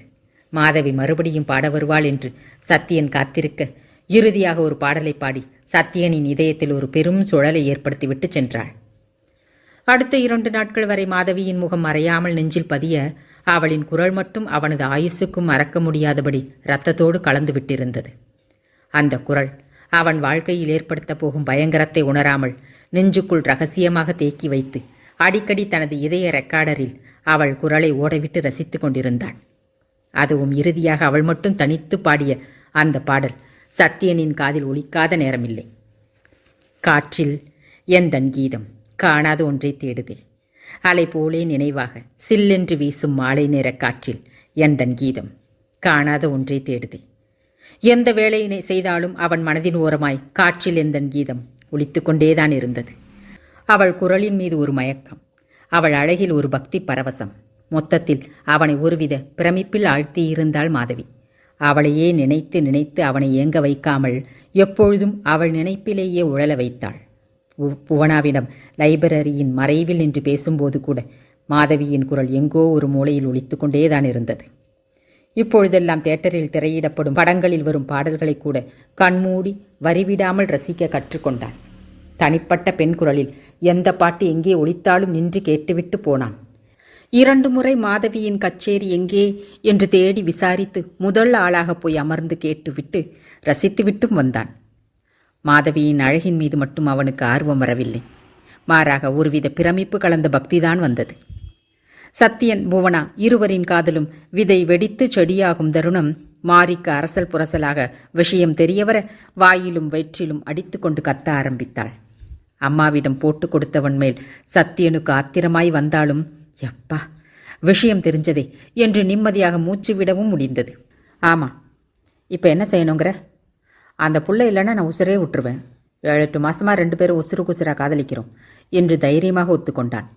காதலாம் காதல், விளக்கு மாத்து கட்டை, அட மடப்பையம் அவனே. அவள் ஜாதி என்ன, நம்ம ஜாதி என்ன? அவள் அப்பன் கவர்மெண்ட்டில் வேலை செய்கிறான். அவளுக்கு நாம் போக முடியுமால? வேண்டாம்டா இந்த பொழப்பு. அவனுங்க காதில் விழுந்தா காணா போனமா ஆக்கிடுவானுங்க என்று பெற்றவள் பரிதவித்தாள். ஒரு ஓரமாக நின்று இருவரின் வாதத்தையும் கேட்டுக்கொண்டிருந்த பழனி, இங்கே பாரு மாறி, நீ பேசுறது சரியில்லை. அவள் அப்பா என்ன வேலை செஞ்சால் நமக்கு என்ன? அந்த பொண்ணோட விருப்பம்தான் நமக்கு முக்கியம். சின்னஞ்சிரிச்சுகளை பிரிக்க வேணாம். நானே அந்த பொண்ணுக்கிட்ட பேசுகிறேன், அப்புறமா ஒரு முடிவு செய்யலாம் என்று சொன்னதும் மாரியின் கோபம் பழனியிடம் திரும்பியது. அப்போ நீயும் இதில் கூட்டு களவாணிதானா? ஏன்யா, பிள்ளைக்கு புத்தி சொல்லி திருத்துவோம்னு இல்லாமல் அவனை இப்படி உசுப்பேத்தி விட்டுருக்கியே, அவனுங்க ஏதாவது பண்ணிட்டா என் பிள்ளையோட கதி என்று தலையில் அடித்து கொண்டு அழ ஆரம்பித்தாள். இதோ பாரு மாறி, இப்போ என்னாச்சுன்னு ஒப்பாரி வைக்கிற? அவன் ஒரு பொண்ணை விரும்புகிறான், அவ்வளவுதானே. என் நம்ம கொலை குத்தம் செய்தாப்புல கத்துறியே. நம்ம பிள்ளைய நாம தான் புரிஞ்சுக்கணும். நான் முடிவு பண்ணிட்டேன். அந்த பொண்ணை பார்த்து பேசி ஒரு முடிவுக்கு வந்து 2 பேருக்கும் கல்யாணம் பண்ணி வைக்க போகிறேன். எவனாவது போடுறதா இருந்தால் என்ன போட்டு தள்ளட்டும் என்றுமில்லாமல் பழனியின் குரல் ஓங்கி ஒலித்தது. சத்தியன் கூட வியப்புடன் அவரை பார்க்க மாறி அதிர்ச்சியுடன், என்னையா இப்படி சொல்கிற என்று கேட்டாள். பின்ன என்ன, அவனுக்கும் தான் கல்யாண வயசு ஆச்சுல்ல, அவன் விரும்புகிற பொண்ணையே காலகாலத்தில் கல்யாணத்தை பண்ணி வைக்கிறது தான் நம்ம கடமை என்றவன் சத்தியன் பக்கம் திரும்பி, சத்யா, நாளைக்கு அந்த பொண்ணை பார்க்கும்போது நானும் கூட வரேன். அந்த பொண்ணுக்கிட்ட கொஞ்சம் பேசணும் என்று கூறவும் சத்தியன் கொண்டாட்டமாய் தலையசைத்தான். மறுநாள் புவனாவை காண சத்தியன் லைப்ரரிக்கு செல்லும்போது பழனியும் உடன் வந்தார். அவர் பின்தங்கி நிற்க சத்தியன் மட்டும் லைப்ரரிக்குள் சென்று புவனாவிடம், புவனா, என் கூடவே இருப்பாரே பழனி, அவர் உங்ககிட்ட ஏதோ பேசணுமா, நீ பேச்சியம்மன் கோயில் வரைக்கும் வர்றியா என்று கேட்டான். சத்தியனின் இதயத்தையே கொத்திய காதல் கிளி திகைத்து நின்று, ஐயோ, அவருக்கு என்ன தெரியுமா என்று கேட்க உதடுகளில் வழிந்த சிரிப்புடன், பயப்படாத, அவர் நமக்கு நல்லது தான் செய்ய வந்திருக்கார், எனக்கு அப்பா மாதிரி என்றதும் கொஞ்சம் பயம் குறைந்தாலும், எதுக்கு பேசணுமா என்று மிரண்டு கேட்டாள் புவனா. சத்தியன் மிரண்டிருந்த அவள் முகத்தை குறும்புடன் பார்த்தான். நம்ம கல்யாணத்தை பற்றி பேசத்தான். என்னது, கல்யாணமா என்று மீண்டும் அதிர்ந்து பிறகு வார்த்தைகள் மூளைக்குள் விழுந்ததும் அழகாய் வெட்கப்பட்டு, அதுக்குள்ளவா என்று கிசுகிசுத்தாள். சத்தியன் அவளை நெருங்கி நின்று விரலால் முகத்தை உயர்த்தி, பின்ன வேணாவா, இன்னமும் எத்தனை நாளைக்கு தான் இப்படியே இருக்க முடியும் புள்ள, அதான் கல்யாணத்தை பண்ணிக்கிட்டு செட்டில் ஆகிடலாம்னு என்று சொல்லிவிட்டு சிரித்தான். சத்தியனின் சிரிப்பு புவனாவை மயக்கி தலையை அசைக்க வைக்க, சரி நீ முன்னாடி போ, நானும் அவரும் பின்னாடியே வரோம் என்று அவளை அனுப்பி வைத்தான். புவனா திரும்பி திரும்பி பார்த்தபடி பேச்சியம்மன் கோயிலுக்கு செல்ல சத்தியன் அவள் நடையில் மயங்கி போய் பின்னாலும் கல்யாணம் செய்து இருவரின் வாழ்க்கையும் நல்லபடியாக இருக்க வேண்டுமே என்ற பிரார்த்தனையுடன் பழனியும் சென்றனர். கோவிலில் சாமி கும்பிட்டுவிட்டு ஒரு ஓரமாக மூவரும் அமர சத்தியன் தனது பார்வையிலேயே புவனாவை வெட்கப்பட வைத்தான். முதலில் பழனிதான் பேச்சை ஆரம்பித்தார். உன்னை பற்றி சத்தியன் சொன்னான்மா, எங்களுக்கும் இதில் சம்மதம்தான், ஆனால் உனக்கு வயசு என்னம்மா ஆகுது என்று கேட்டார். புவனா அநியாயத்திற்கு வெட்கப்பட்டபடி, 18 முடிஞ்சு போச்சுங்க அண்ணே என்றாள். என்னது, அண்ணேவா என்று எண்ணிய பழனி, சரிம்மா, நிம்மதியாக போச்சு, நீ மேஜர் இல்லைன்னு யாரும் கம்ப்ளைண்ட் பண்ண முடியாது என்றவர், நான் ஒரு 4 பேரை கூட்டிகிட்டு வந்து உங்கள் வீட்டில் பேசட்டுமா என்று நிதானமாக கேட்டார். மிரண்டு நிமிர்ந்த புவனா, ஐயோ வேணாங்க, எங்கள் வீட்டில் ஒத்துக்கவே மாட்டாங்க, நீங்கள் யாரும் வராதிங்க என்று கண் கலங்கினாள். சத்தியன் அவளை கவலையாக நோக்கி, ஏபிள்ள புவனா, என்ன இதுக்கு போய் கண் கலங்குறவ, இரு வேற ஏதாவது யோசனை பண்ணலாம் என்று அவளுக்கு ஆறுதலாக பேசினான். சற்று நேர அமைதிக்கு பின் மெல்ல தலை குனிந்த புவனா, யாருக்கும் தெரியாமல் எங்கள் 2 பேருக்கும் ஏதாவது கோயிலில் கல்யாணம் பண்ணி வச்சுடுங்க, அப்புறம் கொஞ்ச நாள் கழித்து எல்லாம் சரியாக போகும் என்றாள் குரலில் உறுதியுடன். ஆண்கள் இருவரும் திகைப்புடன் நிமிர்ந்தனர். ஆனால் அப்போதைய சூழ்நிலைக்கு அதுதான் சரி என்று தோன்றியது. கழுத்தில் தாலி ஏறியிட்டா யார் கேட்க போகிறாங்க என்று தோன்ற, சரிம்மா, நீ சொல்கிறபடியே செய்யலாம், நான் இவன் அம்மா கிட்ட பேசிட்டு சத்தியன்கிட்ட சொல்லி அனுப்புகிறேன் என்று பழனி எழுந்து கொண்டார். சரி நீ போ, நான் கொஞ்சம் பேசிட்டு வரேன் என்று சத்தியன் தெலாவிட்டாக சொல்ல பழனி அவனை முறைப்பாக பார்த்துவிட்டு அங்கிருந்து நகர்ந்தார். புவனாவும் சத்தியனும் எழுந்து இன்னும் மறைவாக அமர்ந்து கல்யாணத்தை பற்றி ஆழமாக அலசி ஆராய ஆரம்பித்தார்கள். பழனி வீட்டுக்கு வந்து மாரியிடம் விபரம் சொன்னபோது, சரியான ஓடுகாலியாக இருப்பா போல இருக்கே, என் பூட்டு துணிச்சல் இருந்தால் திருட்டு கல்யாணம் செய்துக்கலாம்னு அவளே சொல்லுவா பாரியா என்று இலக்காரமாக சொன்னதும், ஆமாம், அதுங்க வாழ்க்கை மட்டும் யோசிக்குதுங்க, விடு, தப்பில்லை மாறி, நாம தான் இருக்கோமே, அப்புறம் இது எப்படி திருட்டு கல்யாணம்னு சொல்கிற என்று மாரியை சமாதானம் செய்தவர் காலண்டரை எடுத்து முகூர்த்த நாள் எப்பொழுது என்று பார்த்தார். அதே மாதத்தில் இன்னும் 1 வாரத்தில் ஒரு நாளை தேர்வு செய்து சொல்ல, என்னத்தனா செய், எனக்கு என்னமோ இது சரியா படலை சொல்லிவிட்டேம்மா என்றாள் மாறி. சீக்கிரம் பேரனை பார்க்கணும்னு ஆசை இல்லையா மாறி என்று கேலியாக சிரித்தவர், நம்ம பழமுதிர்ச்சோலை முருகன் கோயில்லையே கல்யாணத்தை வச்சுக்கலாம் மாறி, நான் அந்த பொண்ணுக்கு தகவல் சொல்லி அனுப்புகிறேன், சும்மா 4 பேர் இருந்தால் போதும் என்றார் முடிவாக. இப்போ யாரும் நோட்டு அடித்து வச்சிருக்கிற மாதிரி பிளான் எல்லாம் போடுற, என்னை அடித்து போட்டால் கூட 10 காசு கையில் கிடையாது என்றால் விட்டேரியாக பேசினாள் மாறி. கோபமாய் முறைத்த பழனி, எல்லாம் எனக்கு தெரியும், நான் பார்த்துக்கிறேன். நீ போய் யார்கிட்டையும் வாய விடாமல் விஷயத்தை ரகசியமாக வச்சுக்கோ என்று அதட்டி விட்டு போனார். அன்று இரவு சத்தியனிடம் சொன்னதுமே சந்தோஷத்தில் அவன் பழனியை இறுக கட்டிக்கொண்டான். புவனாவை எப்படி வரச் சொல்லுவது என்று ரகசிய திட்டம் போடப்பட்டு அவளிடம் தகவல் சொன்னான். இரு காதல் சிட்டுகளுக்கும் கல்யாணம் மட்டுமே கனவாக இருந்தது. கைகோர்த்து கொண்டு காதல் வானில் பறந்தபடி அடுத்த 6 நாட்கள் எப்படி போகும் என்று காத்திருந்தனர். இன்னும் 2 நாளில் கல்யாணம் என்பதால் பழனி, மாரி, சத்தியன் மூவரும் அன்று காலை ஜவுளி கடைக்கு சென்று புது உடைகளும் 1/4 பவுன் தங்கத்தில் தாலியும் வாங்கி வந்தனர். கிட்டத்தட்ட தியேட்டரில் அனைவருக்கும் சத்தியன் விஷயம் தெரியும் என்றாலும் யார் மூலமாகவாவது புவனாவின் அப்பாவுக்கு தெரிந்தால் ஆபத்தாகிவிடும் என்பதால் கல்யாணம் செய்வதை மட்டும் பரம ரகசியமாக வைத்திருந்தனர். அன்று இரவு மாதவியின் கச்சேரி பக்கத்து தெருவில் ஒரு கல்யாண வீட்டில் ஏற்பாடு செய்யப்பட்டிருந்தது. சத்தியனுக்கு தெரிந்ததும் இருப்பு கொள்ளவில்லை. அந்த தேவதையின் தரிசனம் காண வேண்டுமே என்று மனம் துடிக்க பழனியிடம் அனுமதி வாங்கி கொண்டு பக்கத்து தெருவிற்கு வந்தான். கச்சேரி வழக்கம் போல ஆரம்பித்தது. மாதவிக்காக சத்தியன் காத்திருந்தான். வந்தாள், பாடினாள். சத்தியனின் இதயத்தை தனது குரலால் தாளாட்டினாள். சத்தியனுக்கு பிடித்த பாட்டு வந்ததும் நிமிர்ந்து அமர்ந்தான். காதுகளை கூர்மைப்படுத்தி கொண்டு காத்திருந்தான். பச்சை நிற பட்டுப்புடவையில் வந்திருந்த மாதவியை பயபக்தியோடு பார்த்தான்.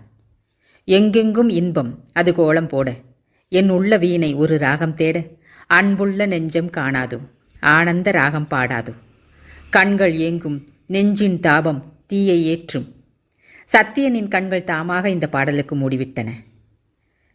பாடலின் வரிகள் மூளையில் பதிவு செய்யப்பட மாதவியின் குரல் அவன் இதயத்தில் பதிவானது. பாடல் முடிந்து பல நிமிடங்கள் ஆகியும் சத்தியனின் காதுகளில் ரீங்காரமிட்டது. அந்த பாடல் சத்தியனின் வாழ்வில் ஒரு அங்கமாகி போனது. கச்சேரி முடிந்து எல்லோரும் கலைந்து சென்றதும் மெல்ல நடந்து தியேட்டருக்கு வந்தான். அத்தியாயம் 4. சரியாக 8 வருடம் கழிந்த பின் ஓர் இலையுதிர் காலம் அது. ஆரப்பாளையம் புது ஜெயில் ரோடு. சாலையெங்கும் தங்களின் சறுக்குகளை உதிர்த்துவிட்டு மரங்கள் வெற்றாய் நின்றிருந்தன. பிரம்மாண்டமான சிறை காம்பவுண்டுக்குள் பின்னால் இருட்டி போன அறைக்குள் வாழ்க்கையை தொலைத்துவிட்டு விடுதலைக்காக காத்திருக்கும் பலர். விடுதலையாக செல்பவனை பொறாமையுடன் பார்த்தாலும், மாமு, எங்கள் வீட்டில் யாரையாவது பார்த்தா சீக்கிரம் வந்துடுவேன்னு சொல்லு மாமு என்று வேதனையுடன் தகவல் சொல்லி அனுப்பும் காலத்தை கம்பிகளுக்கு பின்னால் தொலைத்த கைதிகள் பலர். ஆயுள் தண்டனை கைதிகளும் அதிக ஆண்டு தண்டனை பெற்ற கைதிகளும் ஒரே பிரிவாக தனித்தனி செல்களில் அடைக்கப்பட்டிருந்தனர். அதிக எண்ணிக்கையில் குற்றங்கள் பெருத்துவிட 10க்கு 10 அளவு கொண்டு ஒரு அறையில் 6 பேர் வரை இருந்தனர். நாளை மறுநாள் தமிழர் திருநாளாம், பொங்கல் வருகின்றது என்றதும் ஏதாவது சிறப்பு ஏற்பாடு செய்ய வேண்டும் என்ற காரணத்தால் சிறைக்கூடம் மொத்தம் சுத்தம் செய்யப்பட்டது. மைதானத்தில் கிடந்த குப்பைகள் அள்ளப்பட்டு சிறையே சுத்தமாக காணப்பட்டது. ஏராளமான சுய தொழில் கூடங்கள் அமைக்கப்பட்டு தண்டனை முடிந்து வெளியே செல்பவன் வாழ்க்கையை வசந்தமாக்க அரசாங்கம் பல ஏற்பாடுகள் செய்திருந்தது. தையல் வேலையிலிருந்து தச்சு வேலை வரை அனைத்தையும் கற்றுத்தரப்பட்டது. படிக்க விரும்பும் கைதிகளுக்கு கம்ப்யூட்டர் வசதியுடன் படிக்கவும் ஏற்பாடு செய்திருந்தனர். சோப்புத்தூள் மற்றும் சோப்புகள் தயாரித்து வெளியே கம்பெனிகளுக்கு விற்பனைக்கு அனுப்புவதும் அவர்கள் அதன் மேல் தங்கள் நிறுவனங்களின் பெயரை அச்சிட்டு வெளிச்சந்தையில் விற்பனை செய்வதும் கூட நடந்தது. அவரவருக்கு எதில் விருப்பமோ அந்த தொழிலை செய்யலாம். வேலைக்கான கூலி அங்கேயே சேமித்து வைக்கப்பட்டு விடுதலையாகி செல்லும்போது வழங்கப்படும். சிலர் தங்களின் குடும்பத்துக்கு அனுப்பச் சொன்னாலும் சிறை அதிகாரிகள் அனுப்பி வைப்பார்கள். சோப்புத்தூளை கவர் செய்து கொண்டிருந்தனர் சிலர். அதன் மீது சிறிய லேபிளை ஒட்டி அட்டை பெட்டிகளில் அடுக்கிக் கொண்டிருந்தனர் இருவர். பொங்கல் வருதுன்னு ஜெயிலுக்கு யாரோ விருந்தாளிங்க வராங்களாம். கிரவுண்டை சுத்தம் பண்ணி சூப்பராக ஆக்கி வச்சிருக்கானுங்க. ஆனால் ஏதோ டான்ஸ் கச்சேரின்னு சொன்னாங்க. எது நெசம்னு நாளைக்கு விடிஞ்சா தெரிஞ்சிடும் என்று அடுக்கியபடி பக்கத்தில் இருந்தவனிடம் பேசினான் ஒருவன். டேய் மாப்பிள, டான்ஸ் கச்சேரி இல்லடா, ஏதோ பாட்டு கச்சேரியாம். நாளைக்கு சாயங்காலம் 4 மணிக்கு ஆரம்பிச்சு நைட்டு 10 மணி வரைக்குமா. இப்போ சோத்துக்கு வரிசையில் நிற்கிறப்ப நம்ம வார்டன் தான் சொன்னார். சோப்பு தூளை கவரில் கொட்டியபடி சொன்னான் இன்னொருவன். மற்ற அனைவரும் ஆமாம் பாட்டு கச்சேரின்னு தான் சொன்னாங்க என்றனர் கோரஸாக. இதில் எதிலையுமே கலந்து கொள்ளாமல் சற்று தொலைவில் அட்டை பெட்டிகளை ஓரமாக அடுக்கிக் கொண்டிருந்தான் சத்தியன். பாட்டு கச்சேரி என்ற வார்த்தையை கேட்டதுமே அவன் நெஞ்சு கொதித்தது, வயிறு காந்தியது. பாட்டு கச்சேரியா கச்சேரி, எல்லாம் ஏமாத்துக்காரிங்க மேடையில் போடுற வேஷம் என்று உள்ளுக்குள் கொதித்தான். அவ்வளோதான், முதல் பாகம் இதோட நிறுத்திக்கலாம். வழக்கம் போல் நான் சொல்கிறது என்னென்னா, இந்த கதையோட அடுத்த தொடர்ச்சியை நீங்கள் கேட்கணும் அப்படின்னா இந்த காணொலியோட இறுதியில் கிளிப்பிங் ஒன்று வரும். அந்த கிளிப்பை தொட்டாலே போதும், நீங்கள் அடுத்த பாகத்துக்குள்ளே போயிடலாம். இல்லைன்னா அடுத்த பாகத்தோட லிங்க்கும் இந்த கதையோட முதல் பாக லிங்க்கும் கீழே டிஸ்கிரிப்ஷனில் கொடுத்துருப்பேன். அதே மாதிரி என்னோடய ப்ளேலிஸ்ட்டு அதோட லிங்க்கும் யூடியூப் ப்ளேலிஸ்ட்டு லிங்க்கும் கொடுத்துருப்பேன். நீங்கள் கிளிக் பண்ணிக்கலாம். இனி நாளைக்கு சாயந்தரம் 5 மணிக்கு பார்க்கலாமா, கேட்கலாமா? நன்றி.